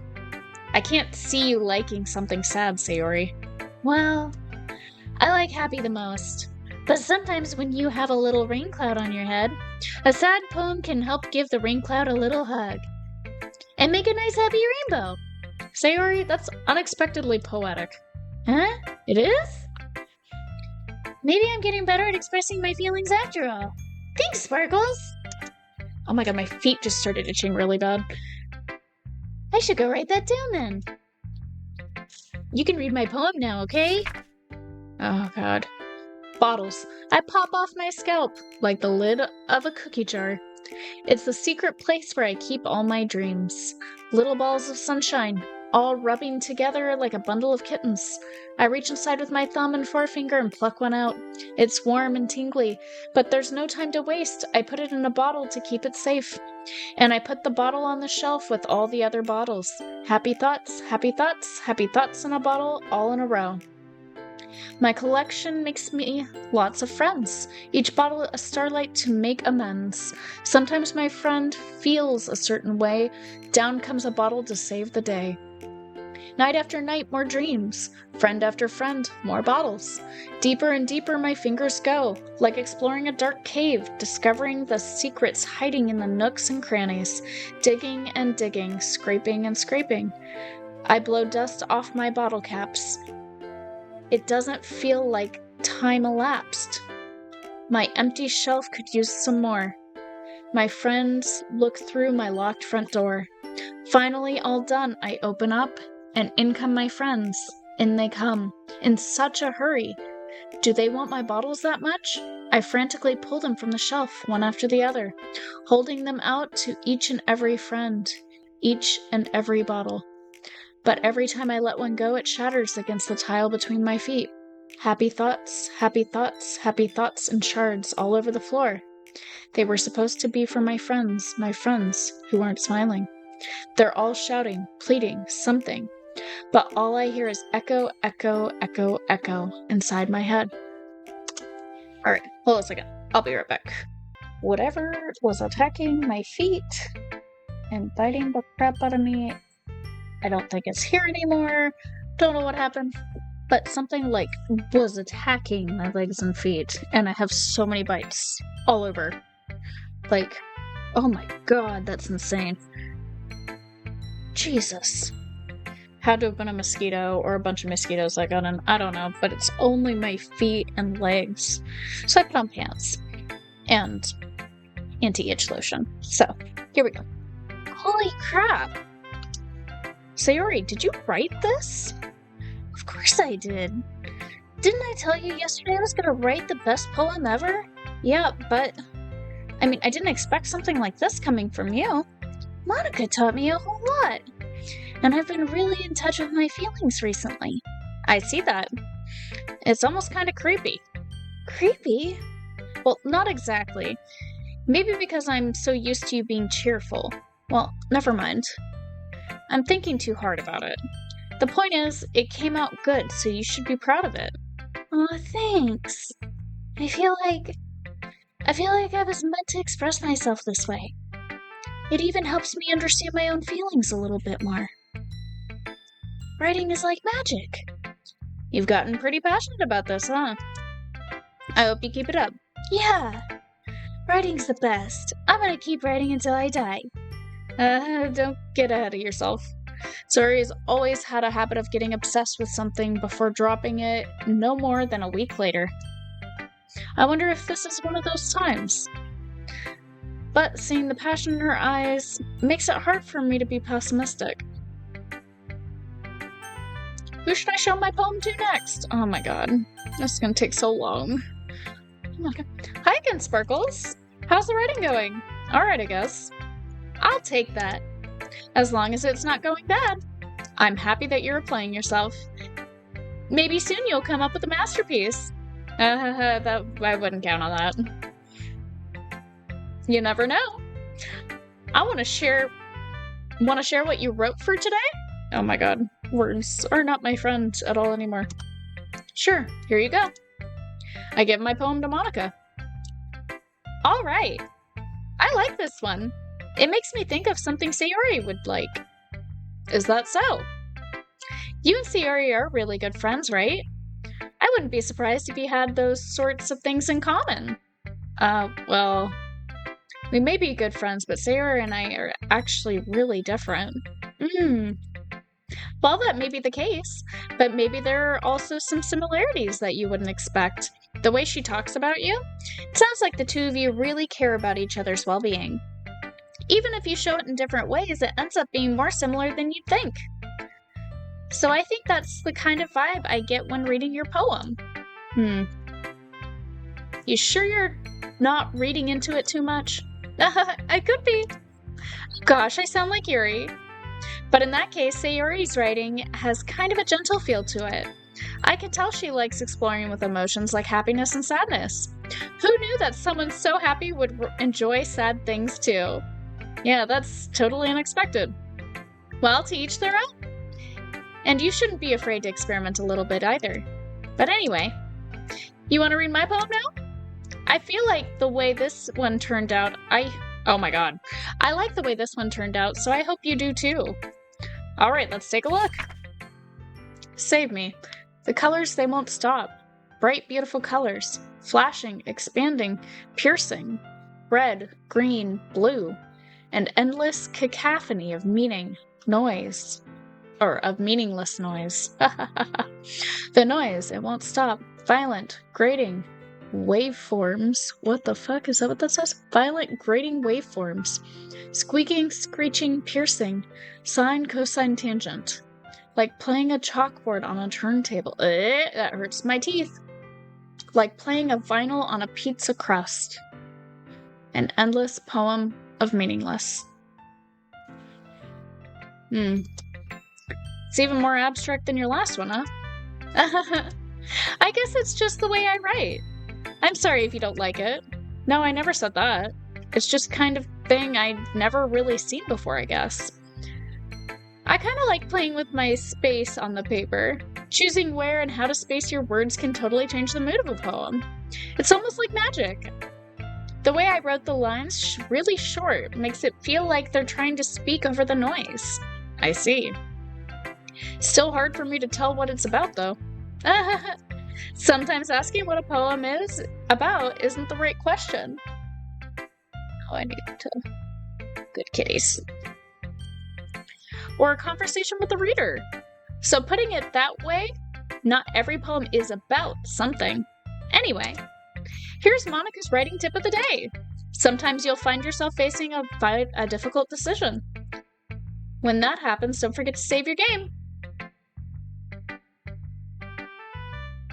Did she just break the fourth wall? Is she telling me to save the game right now?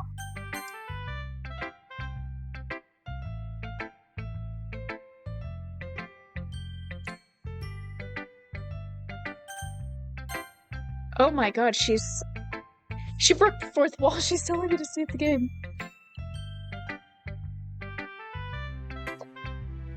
My cat's boxing the litter box right now. You never know when you might change your mind. Or when something unexpected may happen. Oh fuck. Wait, is this tip even about writing? What am I talking about? That's my advice for today. Thanks for listening. Alright. Let's do Yuri first. Let's see what you've written for today. Well done, Sparkles. Your skills are already improving. Really? Yeah, thanks, Yuri. Coming from you, that means a lot. It's nothing. I'm just happy to help inspire fellow writers. I know you're new to this, so don't worry so much if it seems like you can't get your poem to feel perfect. You don't need to be afraid to be a little more daring. Metaphors can go a long way. Don't feel like you need to work your brain like turning a bunch of gears. Try letting your mind wander through your feelings, and write down the things you see and hear. That's one way to truly enable your reader to see into your mind. It's a very intimate exercise. I see. That's a certainly interesting technique. Thanks for sharing. I have, an example of that if you'd like to read it. Of course! Is this the poem you wrote for today? Yuri nods and timidly hands me her poem. The raccoon. Oh, I don't want to read this. Well, there's metaphors, so hold on. It might be something pertinent that I need to know. It happened in the dead of night while I was slicing bread for a guilty snack. My attention was caught by the scuttering of a raccoon outside my window. That was, I believe, the first time I noticed my strange tendencies as an unordinary human. I gave the raccoon a piece of bread, my subconscious well aware of the consequences. Well aware that a raccoon that is fed will always come back for more. The enticing beauty of my cutting knife was the symptom. The bread, my hungry curiosity, the raccoon, an urge. The moon increments its phase and reflects that much more light off of my cutting knife. The very same light that glistens in the eyes of my raccoon friend. I slice the bread, fresh and soft. The raccoon becomes excited. I gotta sneeze. Or perhaps I'm merely projecting my emotions onto the newly satisfied animal. The raccoon has taken to following me. You could say that we've gotten quite used to each other. The raccoon becomes hungry more and more frequently, so my bread is always handy. Every time I brandish my cutting knife, the raccoon shows me its excitement. A rush of blood. Classic pavilion? What? Pavlovian. Pavlovian. What the fuck is that? Conditioning. I slice the bread, and I feel myself again. Is she talking about cutting herself? I don't know if that's what's going on here, but that's the inclination I'm getting. I was a little more daring with this one than yesterday. I can see that. It's a lot more metaphorical. I don't know if it's my fault, but I can't begin to imagine what this poem is about. That's right. It's a bit closer to my preferred writing style, using the poem as a canvas to express vivid imagery and conveying emotions through them. Yeah, if I take it at face value, then I can't even figure out what it's supposed to mean. Well, I think it's something that different people can relate to in their own way. I wanted to express the way it feels for me to indulge in my more unusual hobbies, like killing. It's those sorts of things I'm usually forced to keep to myself, so I sometimes enjoy writing about them.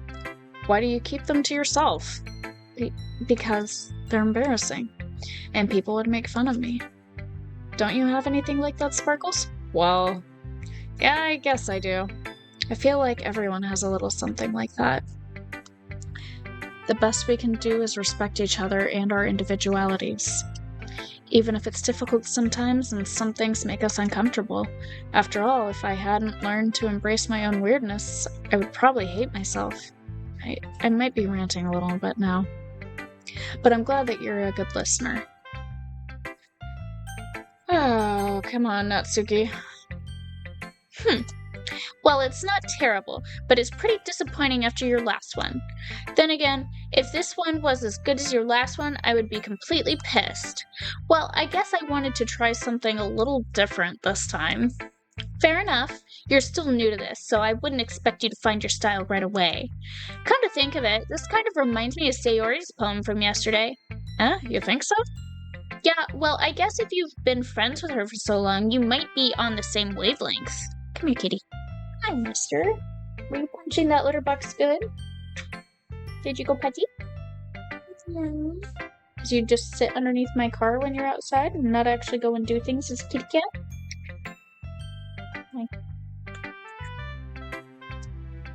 But you never really struck me as her type. Sayori has a type all of a sudden? Well, I don't know, but honestly, how can someone so fluffy spend so much time with someone like you? It's like she's dragging around a dead weight. That was a little unnecessary. But think of it this way, if it weren't for me, she would probably just fly away, like letting go of a balloon. You could say we each take care of each other in our own way. Whatever it is, I don't get it. Oh yeah, I guess I'm supposed to show you my poem? Here you go, kitten. There. Turn off the headphone cord. Thank you. Here.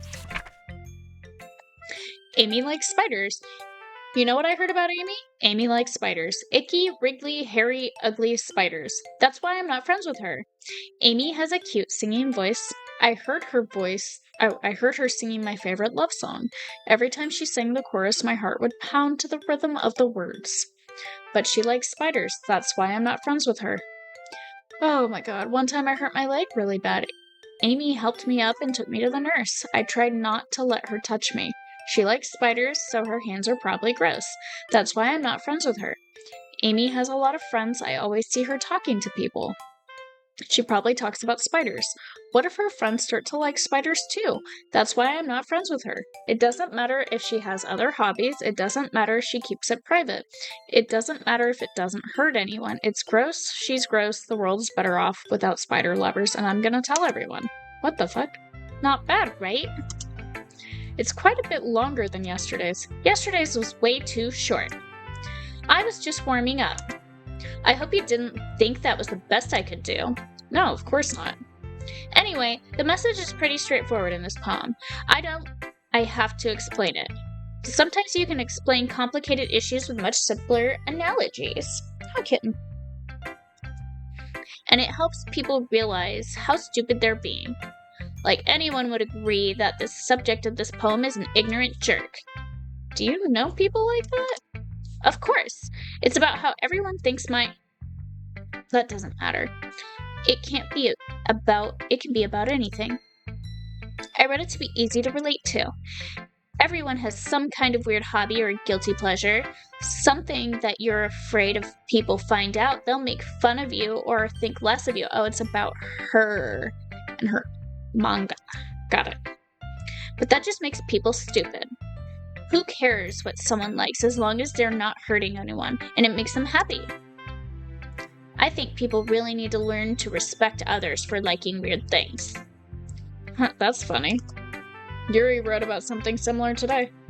Huh? Did you say Yuri? Yeah. She said her poem was about an unusual hobby of hers. I didn't really get it, but she said something similar to you. That people shouldn't make each other feel insecure about those feelings. Really? Well, I mean, Yuri's pretty weird, so I wouldn't doubt that she has some weird hobbies. Not that there's anything wrong with that. It's not like I would judge her or anything. Natsuki has trouble finding words. I guess I should try not to be so mean to her. If she feels insecure about her weird behaviors and stuff, I mean, I always hate people who make me feel insecure, and Yuri made me feel insecure yesterday. But the way you put it, it sounds like she learned her lesson. Well, I would say so. Even if her writing style is really different, I'm sure she'll appreciate the message in your poem. It's not what I do best after all. Or it's what I do best after all, motherfucks. I don't like writing unless there's a good message to take away from it. Like, conveying emotions is important, but I want to make people think, not just feel. Oh my god, I'm so tired of talking. Remember that. I'm gonna write a good one for tomorrow too, so look forward to it. Oh my god, dumb. Okay, everyone. We're all done reading each other's poems, right? I have something extra planned today, so if everyone could come sit at the front of the room. Is this about the festival? Well, sort of. Do we really have to do something for the festival? It's not like we can put together anything good in just a few days. We'll just end up embarrassing ourselves instead of getting any new members. That's a concern of mine as well. I don't really do well with last-minute preparations. Don't worry so much. We're gonna keep it simple, okay? We won't need much more than a few decorations. Sayori has been working on posters, and I've designed some pamphlets we can give out during the event. Okay, that's great and all, but that doesn't tell us that what we're actually doing what we're actually going to be doing for the event. Sorry, I thought you heard about it already. We're going to be performing. Performing? Monica? Yeah, we're going to have a poetry performance. Each of us are going to choose a poem to recite during the event. But the cool part is, we're also going to let anyone else come up and recite poems too. Sayori's putting it on all the posters in case anyone wants to prepare ahead of time. Sayori, who's been coloring a poster, holds it up for us to see. Are you kidding me, Monica? You didn't already start putting those posters up, did you? Well, I did. Do you really think it's that bad of an idea? Well, no. It's not a bad idea. But I didn't sign up for this, you know. There's no way I'm going to perform in front of a group of people like that. I agree with Natsuki. I could never in my life do something like that. Imagining it, Yuri shakes her head in fear. Guys. No, Sayori. I understand where they're coming from. Remember that Natsuki and Yuri have never shared their poems with anyone until just a couple days ago. It's a lot to ask for them to recite their poems out loud to a whole room full of people. I guess I kind of overlooked that. I'm so sorry. But I still think we should give it our best. We're the only ones responsible for the fate of this club. If we start the event and each put on a good performance, then it will inspire others to do the same. And the more people who perform, the better we'll be able to show everyone that literature is all about. Yeah, it's about expressing your feelings, being intimate with yourself, finding new horizons, and having fun. That's right. And it's those reasons that we're all in this club today. Don't you want to share that with others? To inspire them to find the same feelings that brought you here in the first place? I know you do. I know we all do. And if all it takes is standing in front of the room for 2 minutes and reciting a poem, then I know you can do it. Natsuki and Yuri remain silent. Sayori looks worried. I guess that leaves me no choice. I agree. I don't think it's too much to ask. I think that Sayori and Monica have been trying really hard to get new members. The least we can do is help them out a little bit. Well, maybe, but... It looks like Natsuki doesn't have any arguments left. Okay, fine. I guess I'll just have to get it over with. Alright. Phew. That's Natsuki. Oh, that's Natsuki. Thanks, Natsuki. What about you, Yuri? Yuri dejectedly glances around at everyone else's expectant faces. I guess I don't really have a choice. That's everyone. You're the best, Yuri. This club is going to be the death of me. Gosh, you'll be fine, Yuri. But anyway, let's move on to the main event. I want each of you to choose a poem of yours. We're going to practice reciting them in front of each other. No way! Monica, this is too sudden. Well, if you can't recite your poem in front of the club, how do you expect to do it in front of strangers? Oh no. Don't worry. I'll start off to help everyone feel a little more comfortable. Can I go next? Of course. Now let's see. Monica flips through her notebook to the specific poem she has in mind for herself. She then stands behind the podium. Oh my god, I'm not doing this. Sorry, y'all. Oh, cool. Her clear, confident voice fills the room. More than that, her inflection is pristine. She knows exactly how to apply emotion behind each line she recites, bringing the words to life. Is this something she's done before, or is she simply a natural? I glance around me. Everyone has their eyes on Monica. Sayori looks amazed. Yuri has an intense expression on her face that I don't understand. Finally, Monica finishes the recitation. The four of us applaud. Monica takes a breath and smiles. That was so good, Monica. Thank you very much. I was just hoping to set a good example. Are you ready to go next, Sayori? I'll go next. Ooh, Yuri's fired up all of a sudden. Yuri clutches a sheet of paper between her hands and stands up. Keeping her head down, she walks quickly over to the podium. This poem is called... Yuri anxiously glances at each of us. You can do it, Yuri. It's called After Image of a Crimson Eye. Yuri's voice shakes as she reads the poem. Just a moment ago, she practically refused to do this. Why is she suddenly putting in so much effort? As Yuri gets past the first couple of lines, her voice changes. It's almost like what happens when Yuri gets absorbed into her books. Her quivering words transform into the sharp syllables of a fierce and confident woman. The poem is full of twists and turns in its structure that she enunciates with perfect timing. This must be a rare glimpse into the whirling fire Yuri keeps concealed inside her head. Suddenly, she's finished. Everyone is stunned. Yuri snaps back into reality and glances around her as if she's bewildered even herself. It's up to me to save the situation. I'm the first to start applauding. Everyone joins me afterward and we give Yuri the recognition she deserves. It's not that we didn't want to applaud for her, but we were so caught off guard that we must have forgotten. As we applaud, Yuri holds the poem to her chest and rushes back to her seat. Yuri, that was really good! Thank you for sharing! Looks like Yuri is down for the count. Okay, I guess I'm next then. Sayori hops out of her chair and cheerfully walks to the podium. This one's called My Meadow. Sorry, I giggled. Sayori.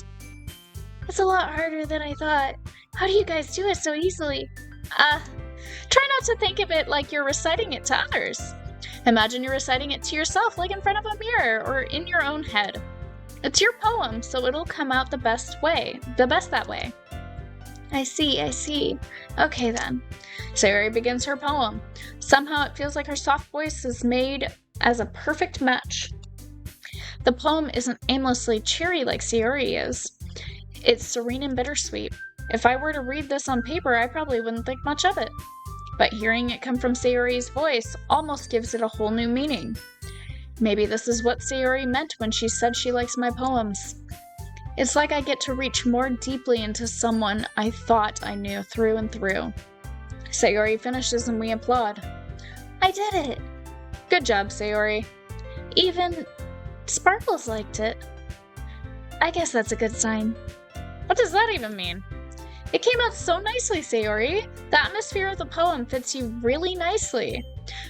But it might be that other poems wouldn't work quite as well with this kind of delivery. I don't really understand. In other words, I've seen poems of yours where that sort of gentle delivery wouldn't work as well. They might need a little bit more force behind them, depending on what you're reading. Oh, I know what you mean. I've been practicing that kind of thing. It's just embarrassing to do in front of everyone. The next time I'm going to make you pick a poem that challenges you a little more. We don't have much time before the festival, you know. Okay. Now who's next? Natsuki? Don't make me go before Sparkles. It's not like I can compare to you guys anyway. Might as well let Sparkles lower everyone's standards a little before I have to do it. Natsuki! It's fine. I might as well get it over with. But it's not like I have much of a selection of what to read. I'll just go with what I wrote for today's. I stand up and step in front of the podium. Everyone has their eyes on me, making me feel terribly awkward. I recite my poem. Since I'm not exactly confident in my own writing, it's hard to put energy into it. Despite that, once I finish, I receive applause anyway. Sorry, I'm not really as good as everyone else. Don't worry about it so much. I think it's less about your abilities and more about your lack of confidence in your writing. That's something that'll improve over time, though. Yeah, maybe. Right then. That just leaves you, Natsuki. Yeah, I'm going. Natsuki begrudgingly gets out of her seat and makes her way to the podium. This poem is called... Why are you all looking at me? Because you're presenting? Anyway, the poem is called Jump. Natsuki takes a breath. When she starts reciting the poem, her sour attitude disappears a little. While she's still a little unenthused, her poem has a rhythm and a rhyme to it. It's Natsuki's trademark style, and it works surprisingly well when spoken aloud. The words feel like they bounce up and down as if giving life to the poem. Natsuki finishes and everyone applauds. She huffs back to her seat. That wasn't so bad, was it? Easy for you to say. You'd better not make me do that again. Well, you do at least feel prepared enough to recite a poem in front of other people. I mean, doing it in front of other people will be way easier. I can put on whatever face I want for other people, but when it's just my friends, it's just embarrassing. That's a surprise, Natsuki. I think it would be the other way around for me. Well, that's just how it is, so... Well, in that case, I guess you won't have much to worry about for the festival. That said, I want to thank everyone for coming through. It might be hard, but I hope you all have an idea of what it's like now. Make sure you pick a poem and get enough practice before the festival, okay? I'll be making pamphlets, so let me know ahead of time what you'll be reading. Jeez, I should probably find some other poem to recite instead. That's fine too. Doesn't have to be your own.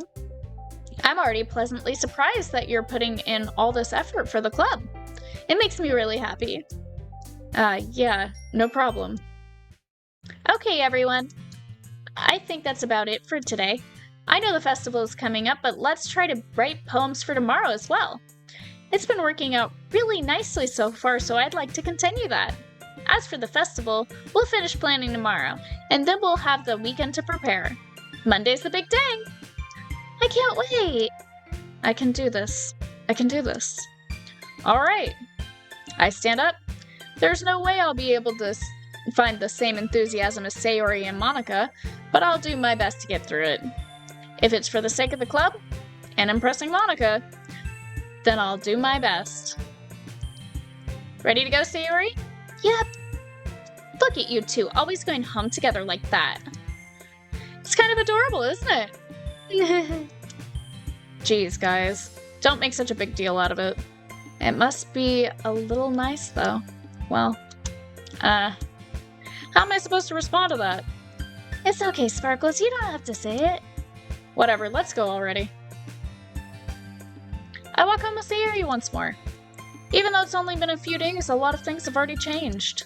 But today, Sayori is being a little quieter than usual on the way home. Hey, Sayori. Sorry, I was spacing out. Ah, no wonder. I was thinking about something from earlier. I like how we get to... I mean... Sayori fumbles with her words. So, let's just say that one day, Yuri asked to walk home with you. Huh? What would you do? What kind of question is that? You're kind of putting me on the spot here.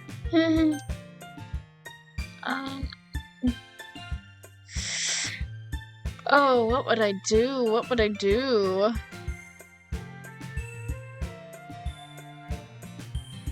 Let's get some action here. See what we can do. Walking home with Yuri, huh? Why does the thought of that make my heart pound? I mean, given how hard it is for her to socialize, I would feel awful turning her down, so... Isn't she so beautiful and smart? That has nothing to do with what I just said. Ah, you admitted it. Jeez. There's not even any point in speculating something that's never going to happen. Well, maybe. But I just like to think about it. It's not long before you won't need me anymore, you know? Need you? Sayori, I can't figure out how you're seeing things in your head right now. Sorry. Everyone is different. Nobody in the club is as a replacement for you. If you say so. The conversation trails off and I'm left feeling awkward. But it is kind of her fault for trapping me with such a weird question. I can't just lie to her. But if there's something that makes her happy, I would hate to take that away from her. That's why I said there's no point in speculating. Then again, the festival's only a few days away. Who knows what will happen in that time? Oh, great. Tears don't fall, they crash around me. Oh, ouch. Kawaii! Eternity. Melancholy. Together. Unending. Desire. Oh my gosh. Memories. Cheeks. Unstable. Kitty. Starscape. Disaster. Boop to kitty. Determination. Oh, I didn't realize that they move whenever you pick one that goes for them. Oh my god, I didn't even realize that. Doki Doki. Why isn't Monica on here? Yes! I didn't realize that they were moving as I was clicking them, like actually jumping for words that they liked. Alright. Aw, man. I'm the last one here again. Don't worry, I just walked in too. Were you practicing piano again? Yeah. You must have a lot of determination. Starting this club and now picking up piano? Well, maybe not determination, but I guess passion? Remember that the club wouldn't be here if it wasn't for all of you. And I'm super happy that you're all willing to help out for the festival too. I can't wait for the festival. It's gonna be great. Eh? Weren't you complaining about it yesterday, Natsuki? Well, yeah. I'm not talking about our part of the festival, but it's a whole day of school where we get to play and eat all kinds of delicious food. You sound a bit like Sayori all of a sudden. Monica, do they usually have fried squid? Squid? That's a pretty specific thing to look forward to. Oh, come on. Are you saying you don't like squid? You of all people? I didn't say I don't like it. Besides, what do you mean, you of all people? Because it's right in your name. Monika. That's not how you say my name at all. Also, that joke makes no sense in translation. It makes no sense. It must be Mon. Or Ika? Maybe? Oh wait, I think it is Ika. Okay. Never mind. She just broke the fourth wall again and I just realized it.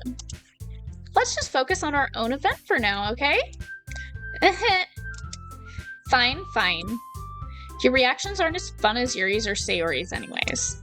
Excuse me. Where's Sayori anyway? Oh, there you are. Sayori is sitting at a desk in the corner of the room looking down at nothing. I walk over to her. Hey, Sayori. I wave my hand in front of her face. You're spacing out again. Yeah, sorry. Don't mind me. You can go talk to everyone else. Huh. Is everything alright? Of course. Why wouldn't it be? Just feels like you're a little off. Sorry for assuming things. Geez, you worry too much about me. I'm fine, see? Sayori shows me a big smile. Don't let me distract you from having fun with everyone. Oh, alright. If you say so. I worriedly glance at Sayori before turning back toward everyone else. But the conversation is already dispersed, with everyone back at their usual activities. Maybe I should ask Monica if she's noticed anything about Sayori recently. Since they've been preparing for the festival, they must be spending lots of time together. I timidly approach Monica, who is shuffling through some papers at her desk. Squiggles, what's up? Hey, this might sound a little strange, but have you noticed anything up with Sayori recently? Anything up with her? In what way do you mean? Maybe I'm reading into it a little too much, but she seems a bit downcast today. Oh, you think so? I can't say I've noticed anything about her. Monica peers across the room at Sayori, who is idly dragging a rubber eraser up and down her desk. Oh my gosh, words. Maybe there's something on her mind. But I'm surprised I'm not the one asking you, Sparkles. You certainly know her a lot better than I do. Yeah, but she's never really like this. She's always talked to me about things that bothered her. But this time when I asked her, she was really dismissive. Sorry, I know it's not your problem. I just wanted to ask if you knew anything, so I'll drop it now. No. It's important to me too. I mean, I'm also friends with her. And I also care about the well-being of my club members, you know? Maybe I'll try talking to her myself. Are you sure about that? She seemed like she wanted to be left alone. Are you sure? Maybe she just has a hard time bringing it up with the person of interest. Person of interest? What the fuck was that noise? What do you mean by that? I'm saying that maybe the thing on her mind is you, Sparkles. Me? How on earth would you come to that conclusion? Well, I probably shouldn't say too much, but Sayori talks about you more than anyone else, you know. Huh?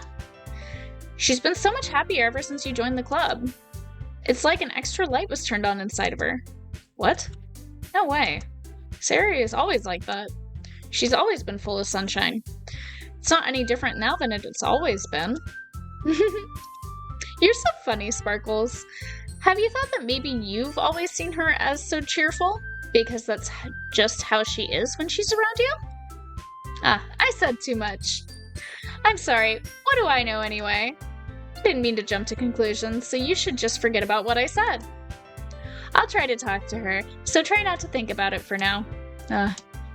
Alright. Monica smiles meaningfully. I know she said to forget about it, but I already know that I won't be able to get her words out of my head.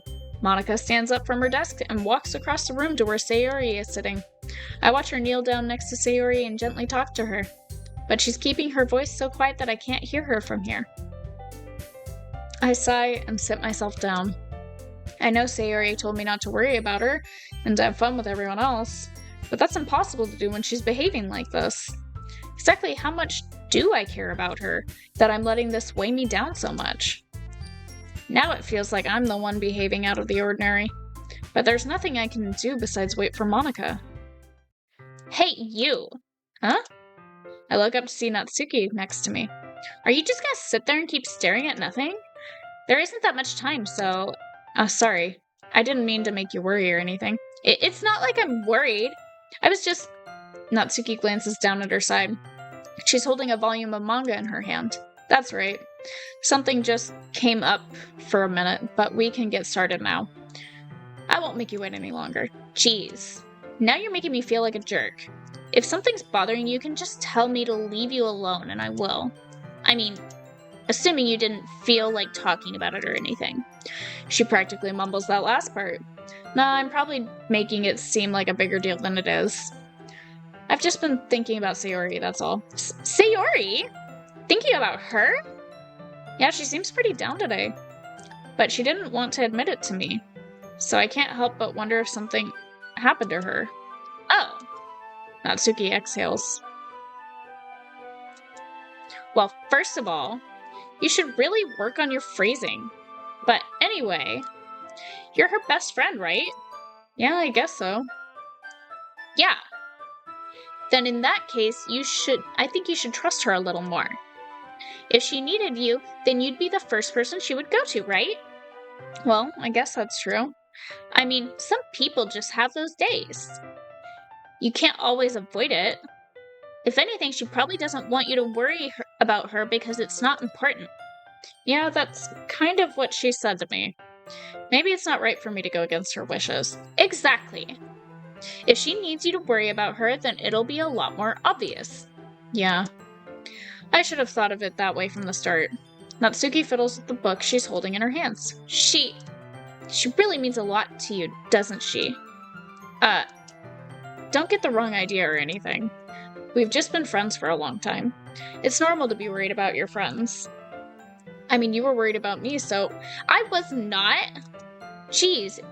If you're fine, then let's hurry and get started already. Yeah. I'm kidding. Okay, everyone. After some time passes, Monica calls out to the club room. Why don't we share our poems now? Before I know it, everything is back to normal. Everyone goes to retrieve their poems, and I do the same. I make eye contact with Monica, and she smiles at me. I wonder what she was talking about with Sayori. I think I'm gonna start with Monica. Hi, Sparkles! Have you thought about what you want to submit to perform at the festival? Well, being in this club is one thing, but performing in front of a bunch of people, I'll have to give it some more thought. Okay, no pressure. But whatever you do, I'm sure it'll turn out great. It would also make me happy to see. Anyway, let's take a look at today's poem. Sure. I let Monica take the poem I'm holding in my hand. Great job, Sparkles. I was going, ooh, in my head while reading it. It's really metaphorical. I'm not sure why, but I didn't expect you to go for something so deep. I guess I underestimated you. It's easiest for me to keep everyone's expectations low. That way, it always counts when I put in some effort. That's not very fair. Well, I guess it worked anyway. You know that Yuri likes this kind of writing, right? Writing that's full of imagery and symbolism? Unlike Sayori, who likes using simple and direct words to describe happiness and sadness, Yuri likes it when readers are left to derive their own meaning out of it. Oh my gosh, my kitten's trying to climb up me. Hi. Hello. Yes. Is this what you wanted? It's very challenging to write like that effectively, both allowing people to get something out of it just by feel, or letting them deeply analyze all of the nuances. It can take years of practice, which I'm assuming Yuri has at this point. I never really asked, though. I'm sure I'm nowhere near her level yet. Don't worry so much about that. You do your own thing. Just keep exploring and learn by trying new things.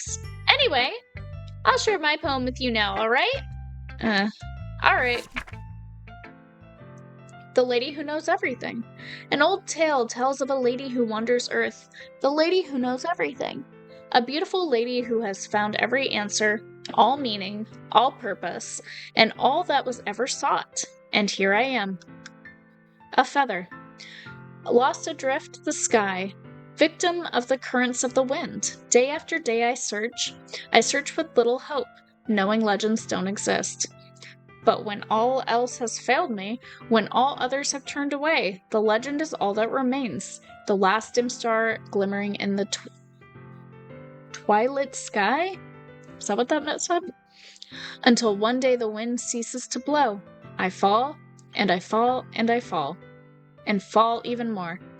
Gentle as a feather, a dry quill expressionless.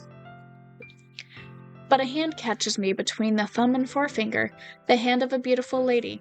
I look at her eyes and find no end to her gaze. The lady who knows everything knows what I am thinking. Before I can speak, she responds in a hollow voice. I have found every answer, all of which amount to nothing. There is no meaning, there is no purpose, and we seek only the impossible. I am not your legend does not exist. And with a breath, she blows me back afloat, and I pick up a gust of wind. What the hell? You know, I feel like learning and looking for answers are sort of the things that give life meaning. Not to get too philosophical or anything, but it was kind of on my mind, so that's what I wrote about. I see. I never really put much thought into it. In a way, it's almost paradoxical, because if we had all the answers, wouldn't the world start to lose its meaning? You know, there's one thing I noticed. Seems like everyone in the club prefers writing about things that are more sad than happy. Are you surprised? I mean, if everything was okay, we wouldn't really have anything to write about, would we? Humans aren't two-dimensional creatures. I think you'd know that better than anyone. What the fuck? Fourth wall broken. You mean one-dimensional? Ah, yeah, that! Anyway, here's Monica's writing tip of the day. Are you ever too shy to share your writing because you're afraid it's not that good? It can be really disheartening to get a lukewarm response to something you put so much into. But if you find other people who enjoy writing, then sharing becomes a lot easier. Because instead of just telling you that your writing is good or okay or bad, they'll want to focus more on everything that went into it and the things you can work on. It's much more encouraging that way, and it will make you want to continue improving. It's almost like having your own little literature club, don't you think? That's my advice for the day. Thanks for listening. Okay, we're gonna go to Sayori next. See what the fuck is going on. It's nice, I guess. Come on, I can already tell you don't like it. Well, you don't need to worry about what I think. After all, you wrote this for someone else, didn't you? Probably Yuri. Huh? I didn't write this for anyone specifically. Maybe. That's not really what I meant, though. But it's okay. You're making new friends, just like I was hoping. That makes me really happy. And you're happy too, right? In this club? Well, of course I am. Good. That's all that matters to me. Thank you, Sparkles. Sayori. Is there something wrong? Huh? No, nothing. I'm just a little tired today. Alright. Just tell me if you need anything. I will. Don't worry about me, okay? You can go play with everyone else now. If you insist. Yay! I'm gonna go home a little bit early today. Sayori? Tell Monica I wasn't feeling well, okay? I'll see you tomorrow. Before I can say anything else, Sayori cheerfully walks out of the classroom humming to herself. I have a really bad feeling about this. Okay, let's go to Natsuki. Rush through this. This one's alright. Alright? Well, yeah. About as good as yesterday's anyway. I see what you're going for, but it's just not really my style. I mean, that's fine. I'm mostly just glad that you're trying a little bit. Well, of course, I'm at least trying. Why are you so emotionally invested in my poems anyways? That wasn't her line, and I fucked that up. Isn't that more of a compliment to me? No, gross. It's not like I care. It's just that one of us in this club has to make sure you're not slacking off. Really? Well, what if you ended up just scaring me away? That's, it's not like you would actually do that. Yeah, you're right. It's kind of fun to hang out here, even if I have to put up with you. Natsuki's elbow connects with my stomach. Oh? Maybe I won't mind scaring you away after all. I was just joking. Oh, I know. Don't worry, I was too. How the hell do you call that a joke? Seriously hurt? Well, maybe it was funny to her. I guess that's kind of the point. I should really just watch my mouth around Natsuki. Anyway, Natsuki holds her poem out to me like nothing even happened. I'll be your beach. Your mind is so full of troubles and fears that diminish your wonder over the years, but today I have a special place, a beach for us to go. A shore reaching beyond your sight, a sea that sprinkles with brilliant light. The walls in your mind will melt away before the sunny glow. I'll be the beach that washes your worries away. I'll be the beach that you daydream about each day. I'll be the beach that makes your heart leap in a way you thought had left you long ago. Let's bury your heavy thoughts in a pile of sand, bathe in sunbeams and hold my hand. Wash your insecurities in the salty sea and let me see you shine. Let's leave your memories in a footprint trail, set you free in my windy sail. And remember the reasons you're wonderful when you press your lips to mine. I'll be the beach that washes your worries away. I'll be the beach that you daydream about each day. I'll be the beach that makes your heart leap in a way you thought had left you long ago. But if you let me be by your side, your own beach, your own escape, you'll learn to love yourself again. Yeah, I felt like I kept writing about negative things, so I wanted to write something with a nice message for once. Besides, the beach is awesome. Kinda hard to write anything negative about the beach. So you decided to write about the beach first and then came up with the message later? Yeah, well, it's only because of what happened yesterday. I mean, after Yuri and I realized we kind of wrote about the same thing, she wanted to pick a topic and have us both write about it or whatever. You can really see her doing that too. Making us write about a simple topic, then trying to impress me by coming up with something all fancy? Well, it's not like I care. I just did it anyway. I mean, I guess mine ended up being kind of a metaphorical too, but there's nothing wrong with doing that once in a while. At the very least, it was good practice. Alright, let's go do Yuri's. Hi, kitten, you back? Okay, come in. My baby boy.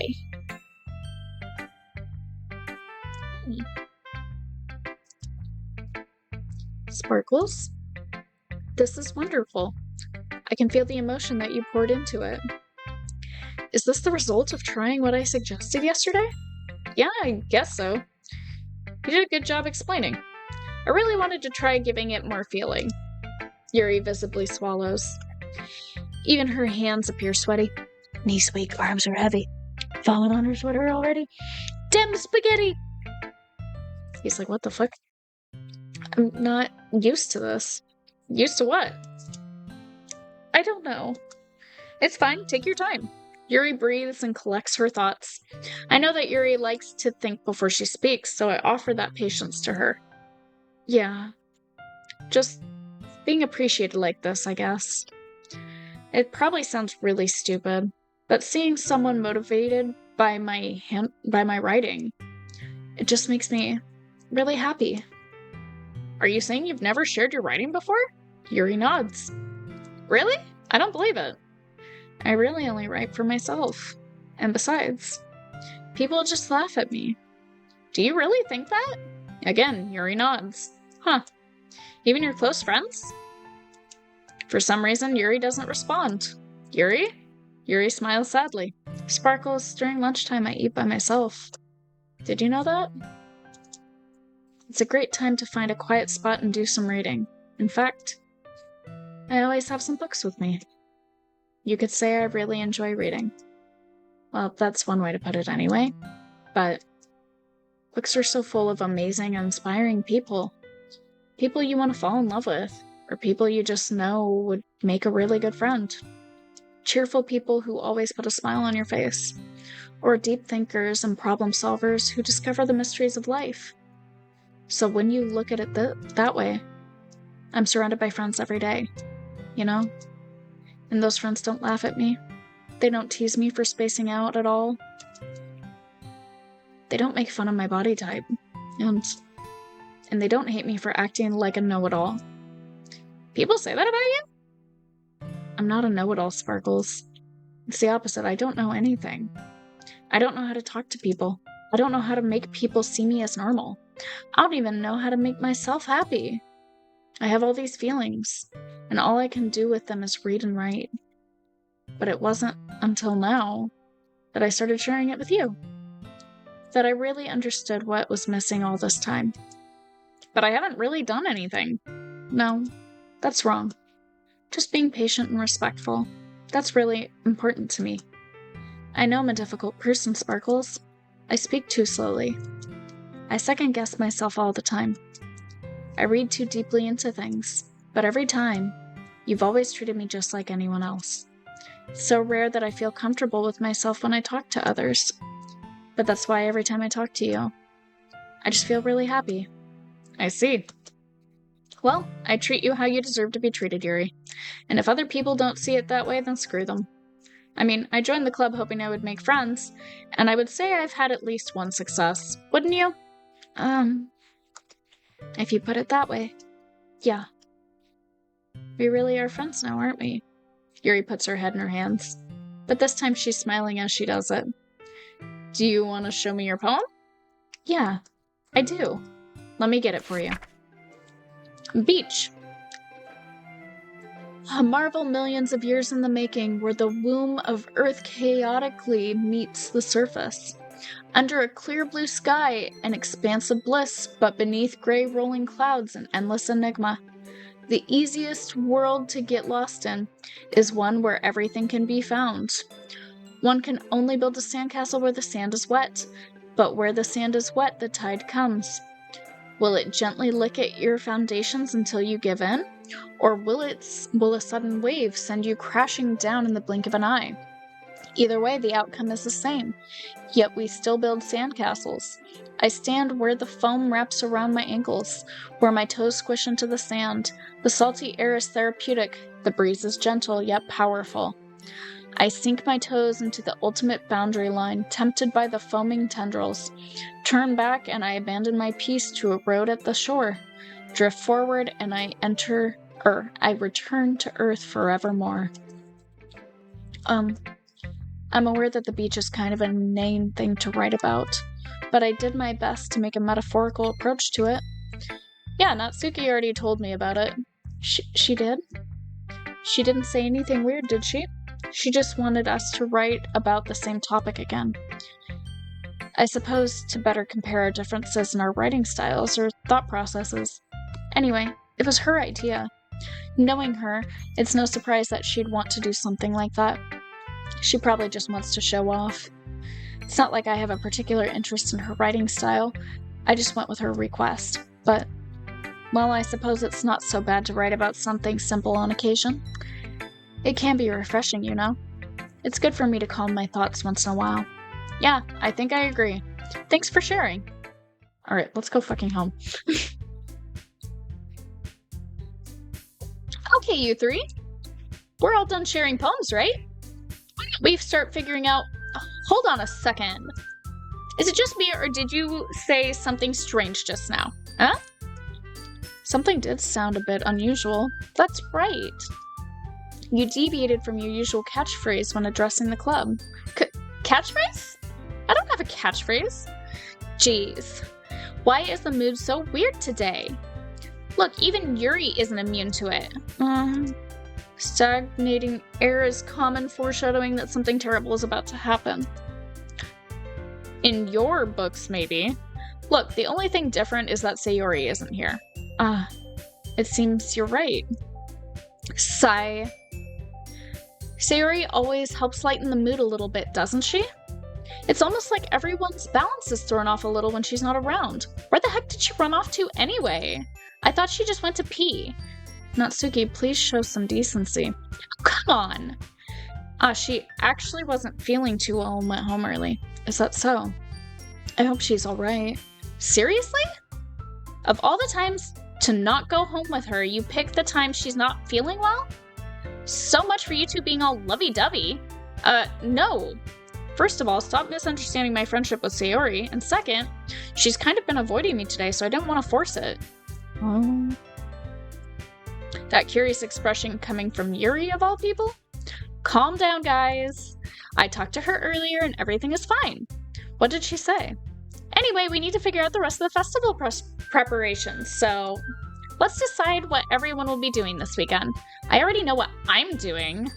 That's right. Natsuki will be making cupcakes. But we might need a lot of them and different flavors. Can you handle that all by yourself, Natsuki? Challenge accepted.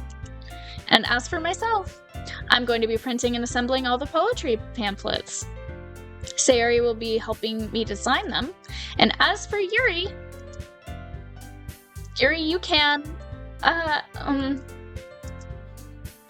guys, can you help me come up with something for Yuri? I'm useless. No, it's not it at all. You're the most talented person here, you know. Now, Natsuki's pouting too? Geez, I can tell now. I guess I never gave Sayori enough credit, but I can tell things are even harder on you when she's not around. Oh my god, I need to restart that. I guess I never gave Sayori enough credit, but I can tell things are even harder on you when she's not around. That may be the case.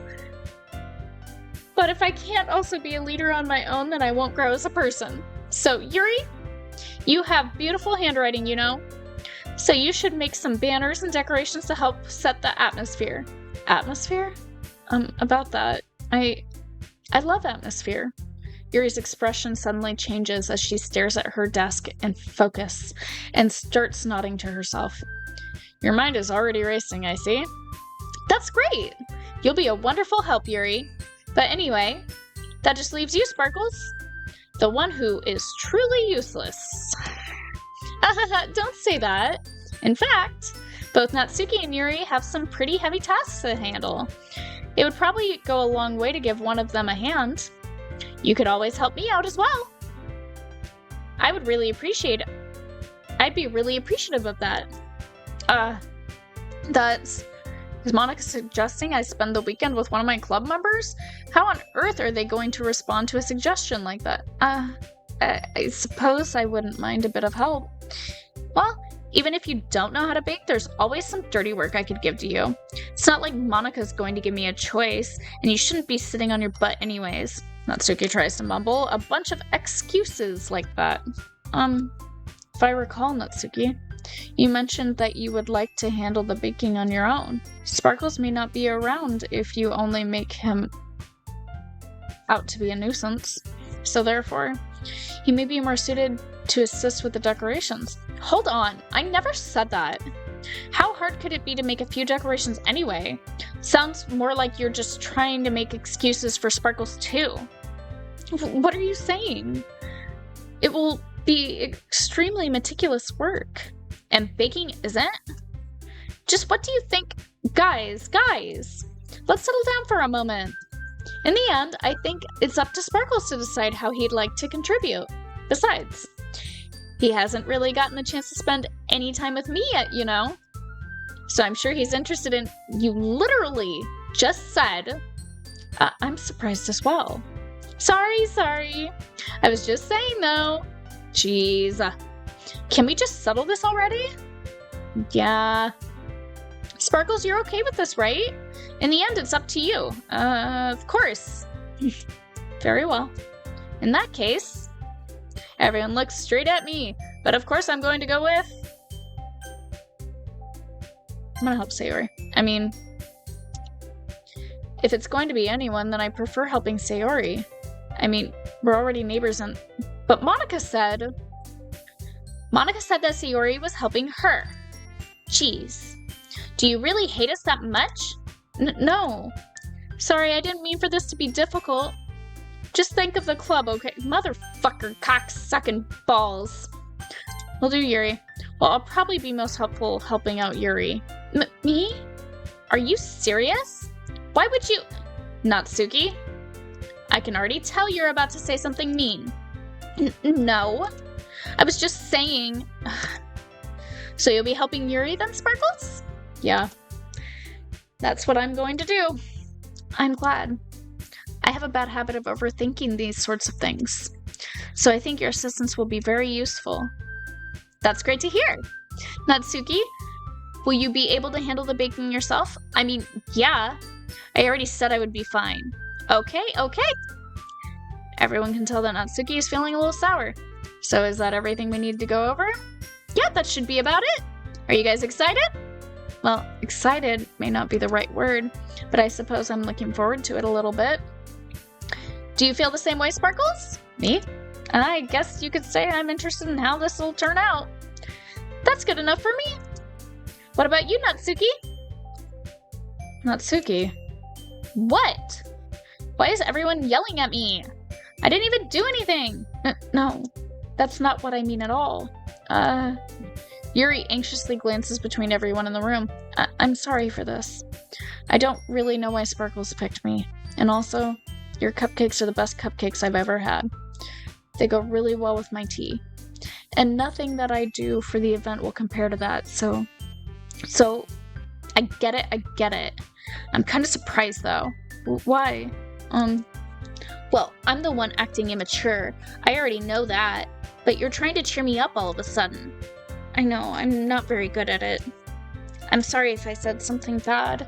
Natsuki isn't the only one surprised. Monika and I are also taken aback by Yuri's words. When she already has trouble with words, trying to cheer someone up must be far out of her own comfort zone. But I begin to understand. Yuri was trying to sound like Sayori. Even if it didn't work perfectly, I can tell that she tried to say something Sayori would say at a time like this, because Sayori always helps everyone smile and feel good about themselves. No! I kind of appreciated it. I'm sorry for making a big deal out of nothing, but I'm going to say this. You better bet that my cupcakes are going to be the best part of the whole event. I believe you. Yeah! I hope to see everyone do their best. But with that, there's nothing more for today. So I guess it's time for us to head out. Alright, let's get out of here then. Oh my god, these voices I gave everyone are nuts. Everyone packs up their things. I start to follow Monika and Natsuki out the door as they chat between each other. Huh? I turn around. Sorry. I realized I don't have any way of contacting you this weekend. Oh, you're right. I can't believe that slipped my mind. Should I give you my phone number? I think that would be the best way, yes. Alright then. Yuri and I exchange phone numbers. Okay. Then I'll be stopping by your house on Sunday. Huh? My house? Is that a problem? No, not at all. I just thought that I would be the one going to your house since I'm the one helping you. I suppose that makes sense. But if you don't mind, I think I would prefer going to your house. Alright. In that case, it won't be a problem. I decide not to press Yuri for a reason. It's not like it should matter much either way, so I'll just need to make sure my room is clean. I hope I managed to make myself useful in some way. I'm not nearly as creative as you are. Don't underestimate yourself, Sparkles. I think that will make a very productive team, even if you only chose me because you felt bad or something. Wait, you don't actually think that, do you? I don't know. It's difficult to come up with any other reason you may have chosen me. You're forgetting the one reason with the most common sense. I chose to help you because that's what I want to do. But Yuri thinks to herself with an extremely tense expression. Yuri, you're overthinking this. You wanted me to point out when you're overthinking, right? I didn't realize. I'm telling you, I want to. That's all there is to it. Do you believe me? Yuri thinks really hard again. She looks straight into my eyes for a long while. I believe you. As if it took her tremendous effort, Yuri finally says that and relaxes her expression. And I'm really looking forward to Sunday. Yeah, I am too. After that exchange, I make my way out the door and Yuri follows. I can't believe this. Yuri's going to be coming to my house on Sunday? Even though I would have preferred to do this with Sayori, my anxiety will shoot through the roof. I guess I've gotten pretty used to handling her at this point, but who knows what might end up happening when we're outside of school. She even told me she was looking forward to it. I shake my head. Why do I feel nervous that Sayori finds out about this? It's not that we feel that way about each other. Besides, like Monica said, this is about the club. I have nothing to worry about. If I just go with it, then I'll have a good time. Oh my god, what's going on? Alright, it's already Sunday. I've been getting increasingly anxious about Yuri's upcoming visit. I keep telling myself there's no reason to be nervous, but it doesn't help. Yuri is clearly an introvert and also an intimate person in general. There's no doubt that she'll open up a little bit if it's just the two of us. Meanwhile, we've been texting occasionally. She was extremely apprehensive at first, but it wasn't long before I was already learning more about her. But putting Yuri aside, I haven't heard a thing from Sayori since she left club early the other day. It's not like we text each other all the time or anything, but I've been worried about her in the back of my mind. Between what Sayori said and what Monica said, is it really okay for me to put Sayori's feelings aside when she might need me? I decided to visit Sayori before Yuri comes over. Oh fuck, I'm nervous. Rather than asking, I simply tell her I'm coming over, much like we've done in the past. Once I reach Sayori's house, I knock on the door before entering it myself. Again, we used to play so often that we've made it a habit of simply entering each other's houses like we're family. The house is quiet. Sayori isn't anywhere on the first floor, so I assume she's up in her room. It's already strange of her not to run down and greet me. I head up to her bedroom where I finally find her. Oh, fuck. Sayori? Oh, thank God. Oh my gosh, her voice. Hi, Sparkles. I sit down in her room. Sayori forces a smile, but it's easy to tell that she's different. There's a minute of silence between us. You haven't come over like this in a long time, have you? I guess you're right. It has been a long time. Not much has really changed, has it? Sayori's room is as messy as it always has been. I also recognize the same stuffed animals and wall decorations that she's had for years now. If you came over more often, it wouldn't be such a mess. That's because I end up cleaning it for you. How come you suddenly wanted to come over to visit today? Aren't you supposed to see Yuri today? Yeah, but... Wait, how did you know that? Sayori had already left by the time we decided that last meeting.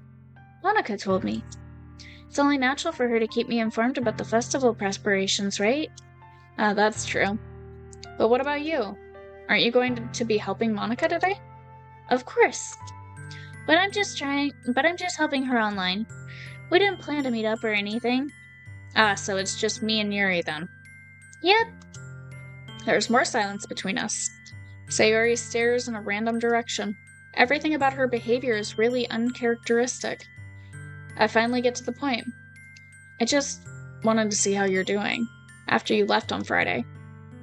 When something's wrong, you can't hide it from me. I know you too well. So, Sayori smiles, shaking her head. That's no good, Sparkles. Huh?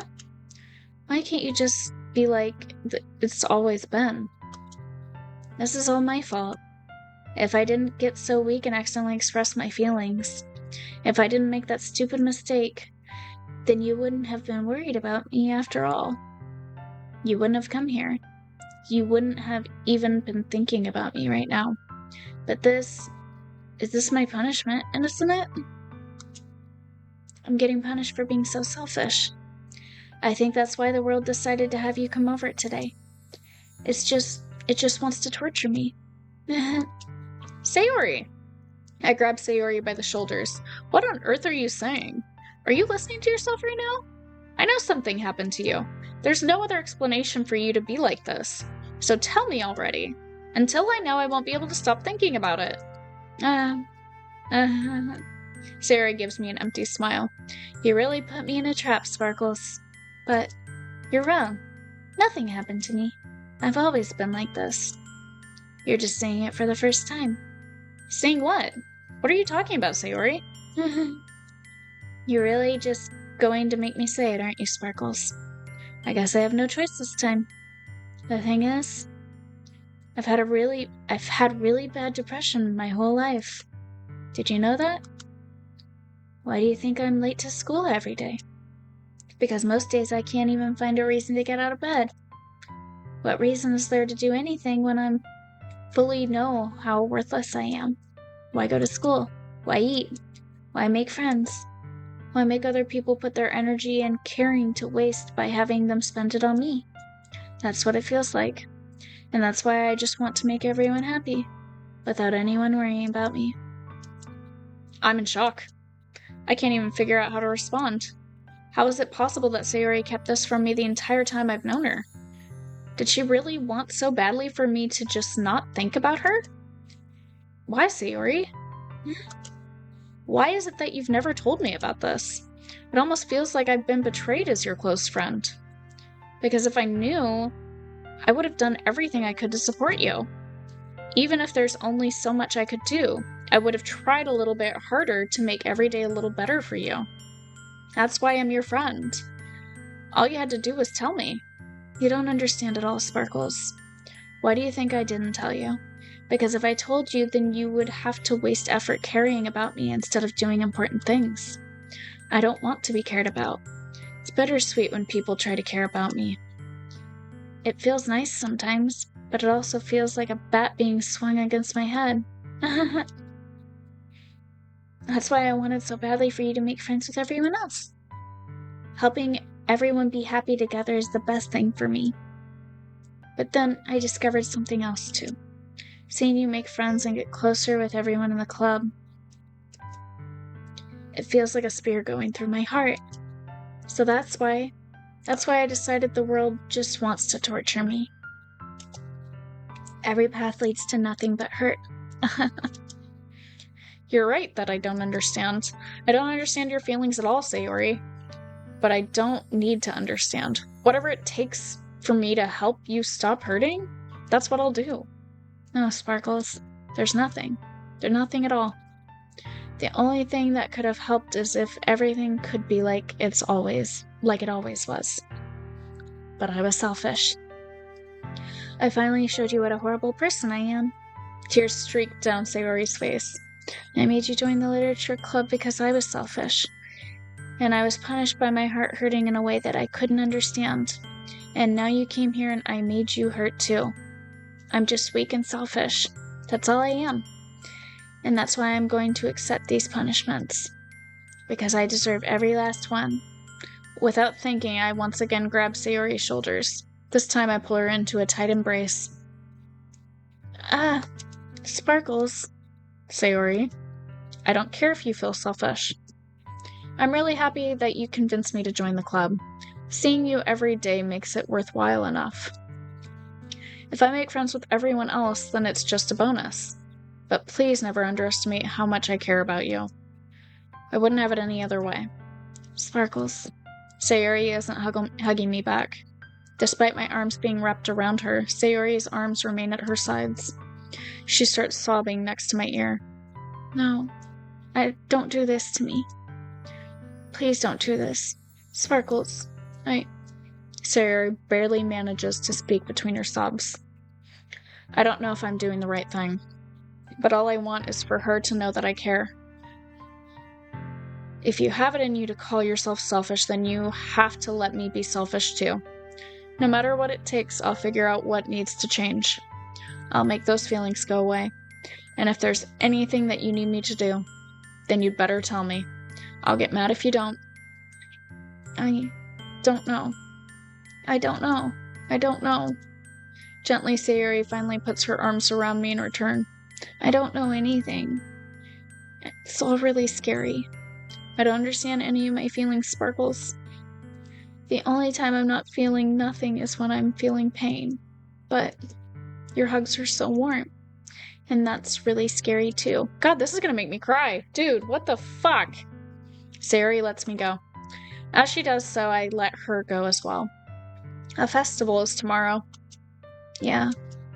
It's going to be fun, right? Yeah. How would you like for me to spend it all with you? It's what I want. I promise. I think that would be nice then. Yeah. Sarah wipes her tears. Or wipes her eyes. Jesus. If I could spend the whole day here, I would.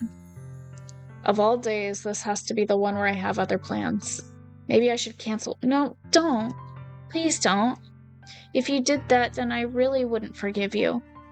But it's almost time for Yuri to meet me at my house. At the very least, do you want to come along and help out? It would be fun. To my surprise, Sayori shakes her head. I'm sorry. I don't know if that would be very good for me today. You understand, right? It's kind of hard for me to fully understand, but I'm trying my hardest. It's okay. Don't worry too much about it. I'll see you tomorrow, okay? Alright. I look forward to it. Oh boy.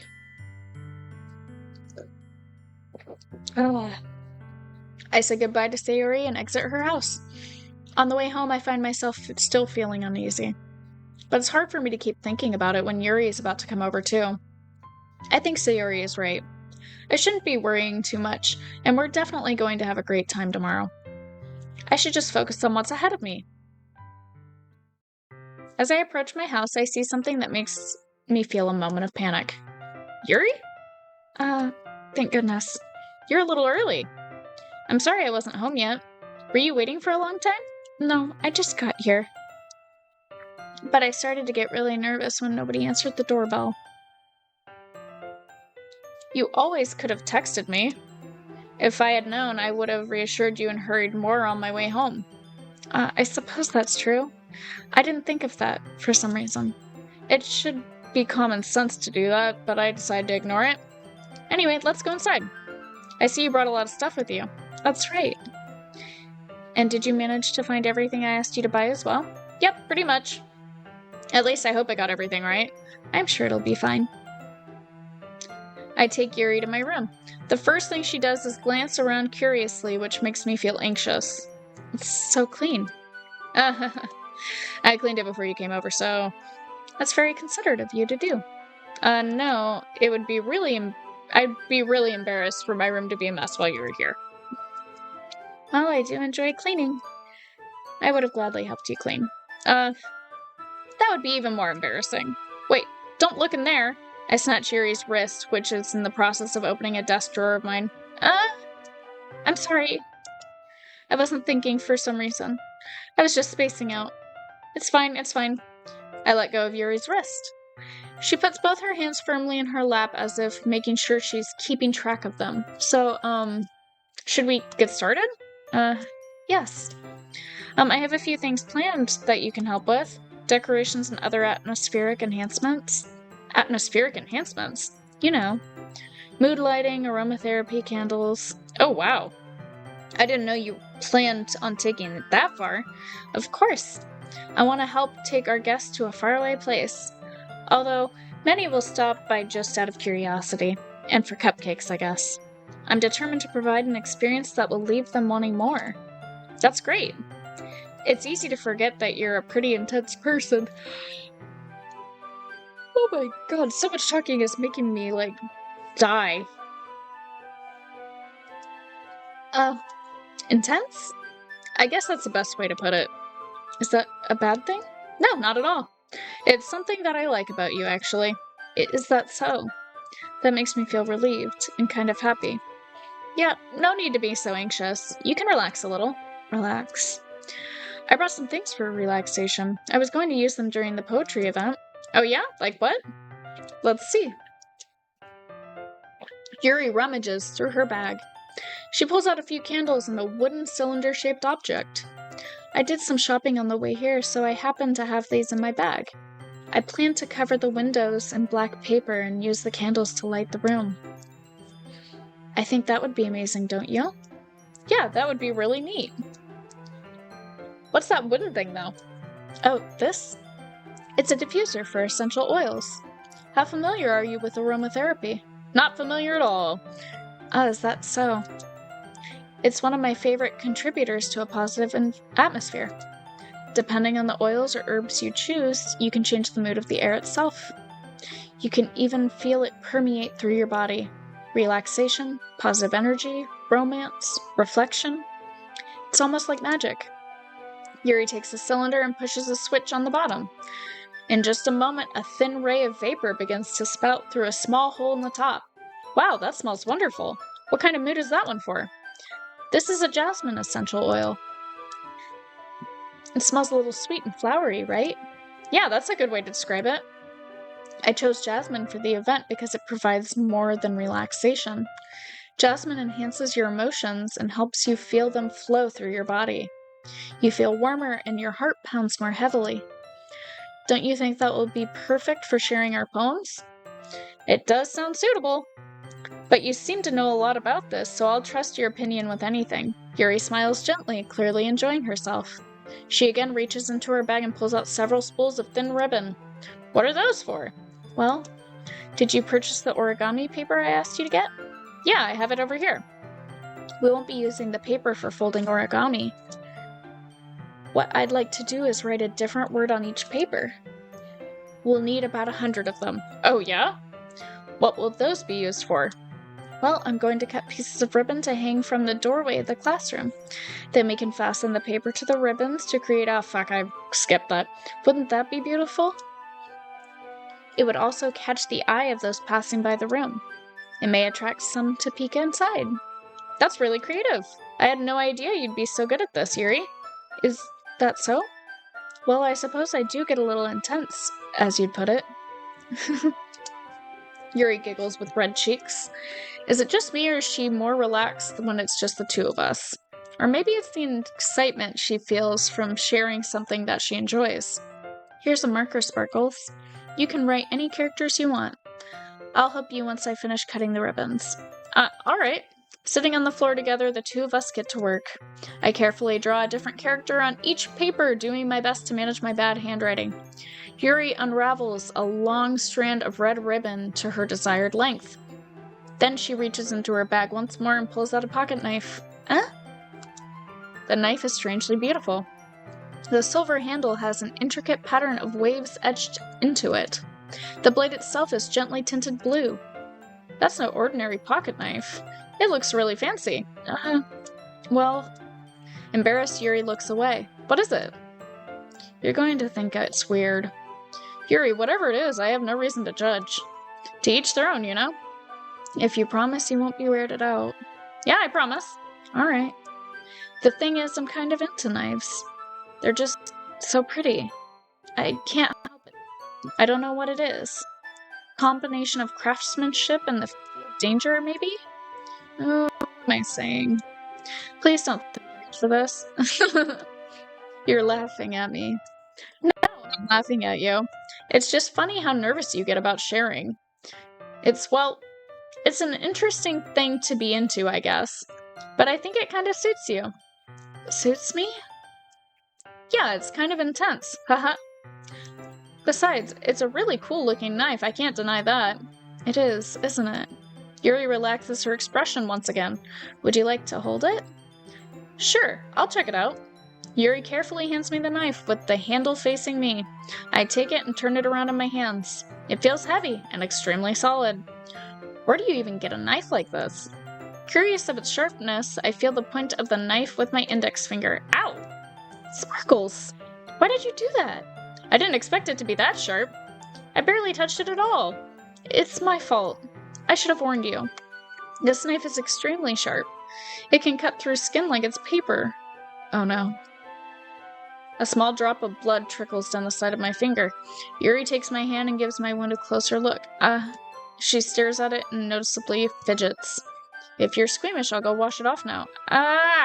Without warning. Oh no! Oh no! Nope.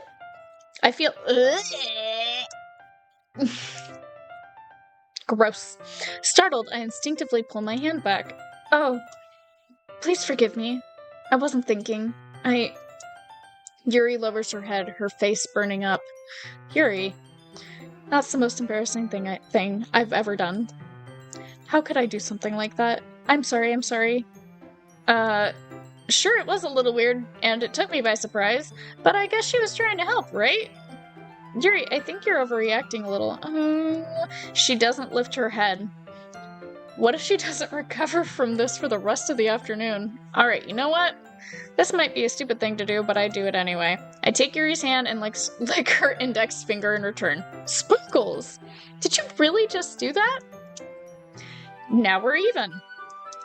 Yuri looks at me like I did something wrong. I knew that would be a bad idea. If not for the sweet aroma of the jasmine oil, the air would be extremely heavy right now. You're so weird, Sparkles. Yuri giggles shyly. Huh? Yuri calling me weird? I have no response to that. Where do you keep your bandages? I don't think I need one, actually. It was a tiny cut. Look, it already stopped bleeding. I see. That's relieving. The tension is quickly lifted. We each resume our respective activities. I watch Yuri's knife cut through the ribbon like it's nothing at all. Meanwhile, I continue to make progress on the paper. After we finish attaching the paper to the ribbons, we lay them all out side by side. It looks better than I expected and will be very effective as a door curtain. It looks great. Good thinking coming up with this, Yuri. Thanks. It's just something I saw online, really. Are you ready to move on to the next task? Yeah, let's do it. What do you have in mind? I'd like to create a banner. That's why I asked you to buy the paint tablets. Ah, that's right. One of the items Yuri asked me to buy was a kit of watercolor paint tablets. We'll need about 6 cups of water to put each of the tablets in. 6 cups of water, holy shit. Do you mind fetching those for us? Of course not. 6 cups of water. I'll be right back in a minute. Thank you very much. Oh, and just a little bit of water is okay. If you fill the cups too much, it'll be too diluted. Taking Yuri's advice, I decided to use small plastic bathroom cups rather than full-size glasses. I put them on a plate to catch any paint that drips, then bring it back to my room. Yuri? Yes?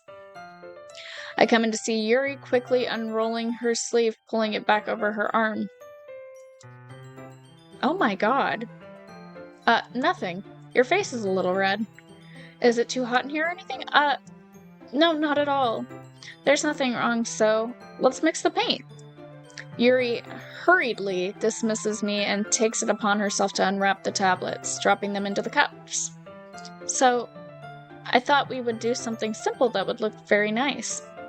I'd like to paint a gradient across the banner, starting with the colors for a sunrise, then daytime, then sunset, then nighttime. Once it dries, I'll write an inspirational quote across the banner. We can hang it on the wall behind the podium at the front of the classroom. Ah, neat! What are you going to write? Well, it will be more fun to surprise you. Yuri smiles at me. If you say so. After rolling out the banner, Yuri and I kneel on opposite sides so we don't get in the way of each other. Yuri uses a brush and adds a few drops of different colors across the banner to serve as a color guide when we paint. This kind of reminds me of elementary school. Painting on a banner with watercolor feels a lot like the art class projects we had back then. It's relaxing. I'm sorry if it feels too childish. No, I didn't mean that at all. It's kind of fun, you know? Yeah, it is fun. I'm glad you feel that way too. Yuri stops painting for a moment, thinking to herself. For me, I don't need to go out and do crazy things to have fun. In fact, I usually don't even want to. I just like when I can spend time with one other person, even if it's something simple like reading. It doesn't even matter if we don't talk much. Just having a friend next to me makes things feel a little nicer. I think that's all it takes for me to be happy. Is that so? Even if Yuri and I are quite different, I can understand where she's coming from. I feel that way about things like anime and games, where simply sharing the experience with someone can make me happy. I feel the same way. Yuri smiles gently. I knew you'd understand. Yuri leans over the banner to grab an unused paintbrush, but I move at the same time, causing my head to bump into hers. Yeah, sorry. Yuri reels back and I quickly lift my hand in surprise. Are you hurt? No, I'm not hurt. It just startled me, that's all. Sorry, I should have asked you to get it for me. It's not your fault. Your face. There are droplets of paint on Yuri's face and neck. Is there something on my face? Yeah, I accidentally got paint on you. Sorry, it's totally my fault. I'll get a towel right away. I rush out and fetch a small towel, and I dampen it with hot water. I return to my room and kneel back down in front of her. Here. I pat down Yuri's face and neck with the towel. Ah, is something wrong? It's hot. I just didn't expect it. Sorry. I didn't want to use cold water. Having finished, I start to retract my hand, but Yuri suddenly holds my wrist. I knew it. Wait. Huh? Just for a little longer. It feels really nice. I keep my hand still against Yuri's neck. She looks into my eyes. It's an intense expression that I recognize from when she reads her books. Almost as if she's lost in a daze, enveloped by her own thoughts. She breathes gently, half through slightly parted lips. What is happening? Is it the aroma of the jasmine oil giving me this dizzy feeling? Yuri's gentle fingers wrapped around my wrist send a tingling sensation through my arm, and suddenly her face seems to be much closer to mine than it was just a moment ago. Yuri slowly pulls away. Sorry. I've been feeling a little lightheaded today. I didn't mean to space out. It's fine. The moment is over as soon as it began. Yuri picks up her brush again, but her movements seem clumsier, like she's unable to focus. I remain silent, forced to ignore the event that just transpired. I hesitantly retrieve my own brush and continue following Yuri's example. That should do it. I finish filling the night sky with white dots that look like stars. Looking at the banner as a whole, it's very pretty and natural looking. I think it came out better than I expected. I'm really happy with the results. Yeah, me too. Are you going to add the lettering now? Not yet. It needs to dry first. That's true, but won't that take a while? Well, perhaps it would be best to leave it here, then have you bring it in the morning? I can do the lettering in the classroom before our event starts. Is that okay? That's totally fine. Wonderful. In that case, I don't think there's anything more for us to do here. Phew. You say that like you're glad it's over. Was I wrong to assume that you were at least enjoying yourself a little bit? No, that's not it. I'm just glad we managed to get everything done. I see. I am too. I was a little concerned about time. I need to start making dinner soon. So you don't have any time left? I was secretly hoping we would have extra time after finishing the work. Well, Yuri thinks to herself, I think it would be too irresponsible of me to wait much longer. I'm sorry. I was hoping there would be more time as well. It's probably my fault. Sorry for being such a slow worker. No, it's not your fault at all. And the important thing is that we got everything done, right? Yeah. So, I shouldn't be disappointed or anything. Gathering all her things, Yuri seems to look a little downcast. I understand why. Sounded like she rarely gets the opportunity to spend time with friends in a relaxed environment. But that doesn't mean this is the last time it can happen. Once Yuri packs up, I walk her out the front door. Thank you very much for having me today. No problem, I'm glad I was able to help. Just let me know if there's anything else you need me to bring tomorrow. I will. Well then. Yuri fidgets. I guess I'll see you tomorrow. Wait. I kind of say that without thinking. About today. It's fine if we didn't have as much time as we wanted, because we can do this again. Whenever you want, you can come over or we can go out somewhere. I forgot you don't like going out much. As I fumble over my words, Yuri simply smiles bashfully. Anyway, you know what I'm trying to say, so... You're very thoughtful, Sparkles. Yuri takes a step closer to me, then briefly squeezes my hand. I kind of like that about you. Well, how am I supposed to respond to that? But I don't even get a chance as Yuri suddenly pulls back. Sayori! Huh? Hi, Sparkles. Sayori! Just now we weren't... It's okay, Sparkles. I just stopped by to say hi. Well, it's nice to see you. I'm sorry, but I'm already on my way to leave. Oh, really? That's too bad. I'm sorry. But we'll all be together at the festival tomorrow, so that's fine, right? Of course. Sayori beams. Yeah, so I'll see you tomorrow. Clearly embarrassed, Yuri hurries off. That was really fast. Sayori waves goodbye to her. Sayori, I thought you didn't want to come over today.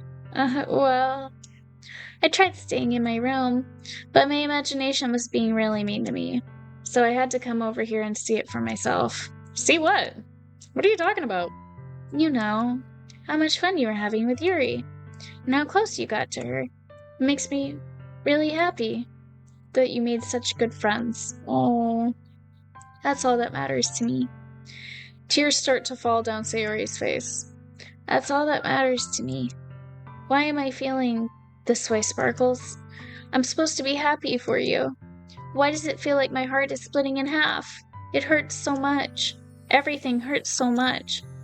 This would be so much better if I could just disappear. Sayori, don't say that. It's true, Sparkles. If I wasn't here, then you wouldn't have to waste your sympathy on me. You wouldn't have to put up with me being selfish. Monica was right. I should just... Monica? Monica was right about what? Sayori. What I said before is true. I'm not going to let this continue. Caring about you like this isn't a... Oh my god, I accidentally clicked.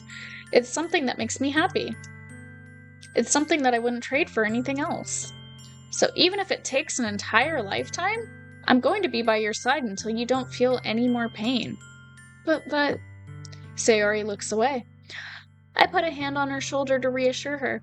I'm scared, Sparkles. I'm really scared. What are you scared of, Sayori? I'm scared that I might like you more than you like me. Sayori? It's true, isn't it? I was weak and started to like you too much. I did this to myself. Sparkles, I like you so much that I want to die. That's how I feel. And... That's enough, Sayori. I don't want you to hurt anymore. I slid my hand down Wow, what words? I slide my hand down Sayori's arm and squeeze her hand in my own. Do you remember how I said I always know what's best for you? Do you still believe me? Wordlessly, Sayori nods. Even if you don't understand all of your own feelings, I know what you need the most right now. And that's what I'm going to give to you. Ooh, I'm torn. This one. I love you. Huh? Those are my true feelings. So there's no way you could like me more than I like you. I should have realized it sooner, but spending time with everyone at the club. Okay. Making new friends and having fun with you every day, it helped me realize that you are truly the most important person to me. That's why I'll accept all of your burdens. As long as we continue like this every day, with you by my side, then I know we'll both be happy. Sparkles. Suddenly, Sayori wraps her arms tightly around me. Oh my gosh, we're a cute boy! Oh my gosh! I don't think we ever see his face, but we're a cute boy. Like, I can already tell. Obviously, we got 4 cute girls freaking fawning over us. Okay. Sparkles. Is this really okay? Yeah. I hold Sayori in my arms and pull her closer. You'll never have to let go of me again. I love you, Sparkles. I want to be with you forever. Me too. I feel Sayori's grip around me weaken a little bit. What is this? Sayori? I'm supposed to be happy right now. I always thought this would be the happiest moment for me. But why? Even now? Why won't the rain clouds go away? They're not going away at all, Sparkles. It's okay, Sayori. It might take some time for things to get better again. But no matter how long it takes, I'll be there every step of the way. That's all that matters right now. Okay. I trust you. Sayori and I slowly release each other. So, I guess that makes the festival tomorrow our first date, huh? What are you saying? I don't want to think about those things, you know? I want everything to be the same as it always has been, even if we are a couple. I don't know if I could handle anything more right now. It's really new and scary to me. I understand. We'll go at whatever pace suits you best. Hey, Sparkles. Sayori gazes at me once again, smiling sadly. Even if I get really, really sad, this is the best thing for me, right? Huh? I don't really understand what Sayori means by that. Are you saying that this is making you feel sad, Sayori? I don't know. I don't understand what I'm feeling. It felt like a bunch of thorns when you told me you love me. But that's why I want to trust you. You know what's best for me. Yeah, I do. That's my promise. I say that, but in reality, I've never felt more uncertain when it comes to Sayori. I know that I love her and she loves me, but I'm having as much trouble understanding Sayori's feelings as she is, even though I can comfort her. I keep wondering if I should be doing something more or something different. I know these thoughts will come to plague me until things are back to the way they were. Is that what Sayori meant by not wanting anything to change? I don't know. But I know that I'll give it everything I've got. Sayori is the most important person to me, and I'll do whatever it takes to have a happy future with her. Holy fuck.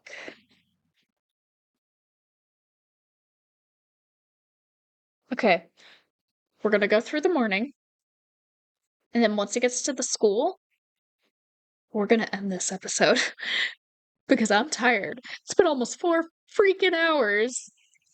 Okay, it's the day of the festival. Of all days, I expected this to be the one where I'd be walking to school with Sayori, but Sayori isn't answering our phone. Fuck. I considered going to her house to wake her up, but I decided it's a little too much. Meanwhile, the preparations for the event should be nearly complete. The banner Yuri and I painted is dry and I gently rolled it up to take it with me.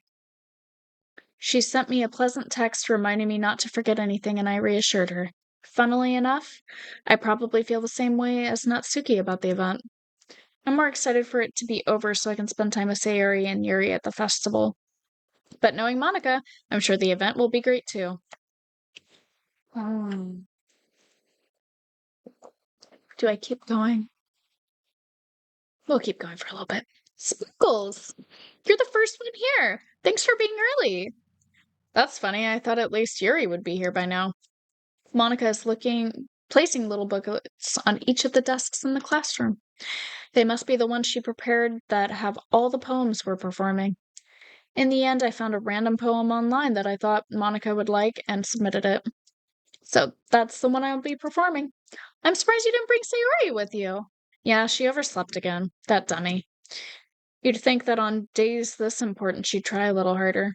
I say that, but I suddenly remember what Sayori told me yesterday. And I suddenly feel awful, knowing it's not nearly that simple for her. I only said it because it's the way I'm used to thinking. But maybe I should have gone to wake her up after all? You should take a little more responsibility for her, Sparkles. I mean, especially after your exchange with her yesterday. You kind of left her hanging this morning, you know? How the fuck do you know? Monica, you know about that? Of course I do. I'm the club president after all. But, I stammer embarrassed. Did Sayori really tell her about it that quickly? That we're a couple now? I didn't really plan on bringing it up with anyone yet. Geez, you don't know the full story at all, so don't worry. I probably know a lot more than you think. Huh? Monica is being as friendly as usual, but for some reason I felt a chill down my spine after hearing that. Hey, do you want to check out the pamphlets? They came out really nice. Yeah, sure. I grabbed one of the pamphlets laid out on the desks. Oh yeah, they really did. Something like this will definitely help people take the club more seriously. Yeah, I thought so too. I flipped through the pages. Each member's poem is neatly printed on its own page, giving it an almost professional feel. I recognize Natsuki and Yuri's poems from the ones they performed during our practice. What's this? I flipped to Sayori's poem. It's different from the one she practiced. It's one that I haven't read before.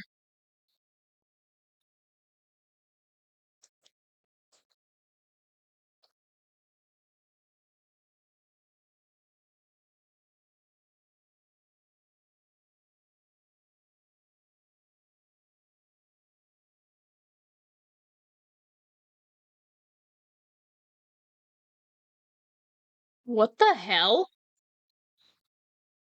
What is this? Reading the poem, I get a pit in my stomach.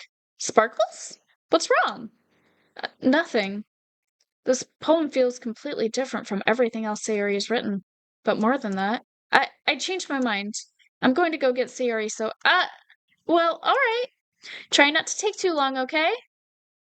I quickly leave the classroom.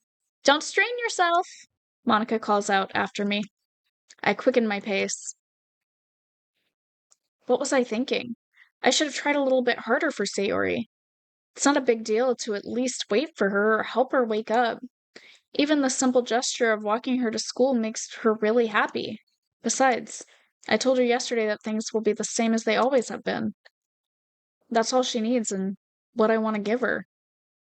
I reach Sayori's house and knock on the door. I don't expect an answer since she's not picking up her phone either. Like yesterday, I opened the door and let myself in. Sayori? She really is a heavy sleeper. I swallow. I can't believe I ended up doing this after all, waking her up in her own house. That really is something a boyfriend would do, isn't it? In any case, it just feels right. Outside Sayori's room, I knock on her door. Sayori? Wake up, dummy. There's no response. Fuck, I'm gonna cry, dude. I have a bad feeling. I really didn't want to have to enter her room like this. Isn't it kind of a breach of privacy? But she really leaves me no choice. I gently open the door. Sa-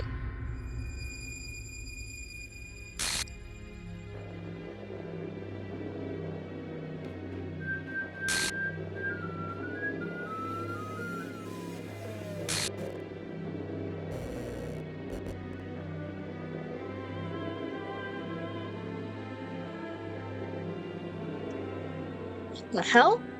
What the hell? Is this a nightmare? It has to be. This isn't real. There's no way this can be real. Sayori wouldn't do this. Everything was normal up until a few days ago. That's why I can't believe what my eyes are showing me. I suppressed the urge to vomit. Just yesterday, I told Sayori I would be there for her. I told her I know what's best and that everything will be okay. Then why would she do this?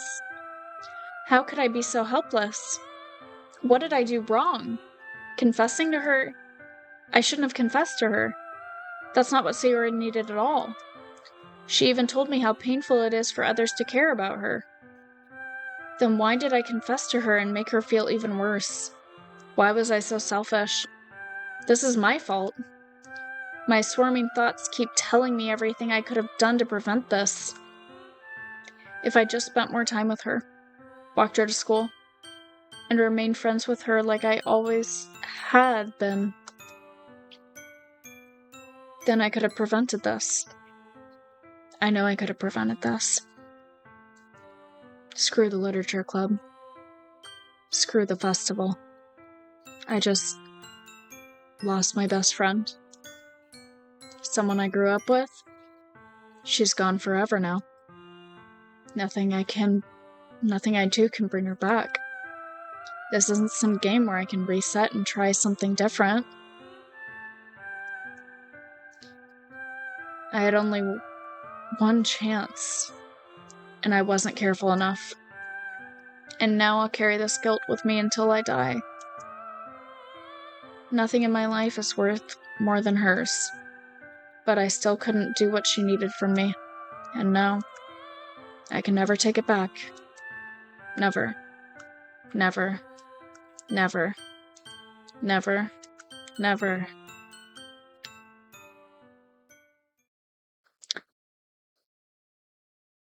Oh.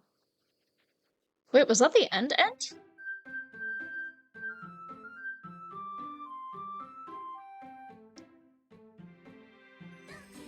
Whoa. Whoa.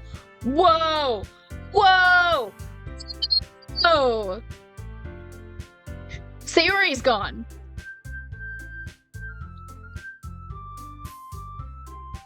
Sayori's gone. I can't start a new game. I have to load game. What the fuck? Alright, y'all. Well, I think that's a very good place to leave this little bit, and then we'll continue again very soon, because I am mentally shocked after that.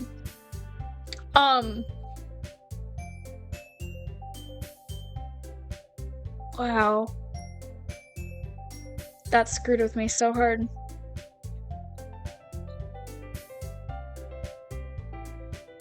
Well, I hope you all really liked this, and we will continue it very shortly. I just need sleep. So, if you liked the video, make sure to like, comment, subscribe. Maybe watch some of my other videos. Let me know what you think. And, I'll see you in the next video. Bye-bye.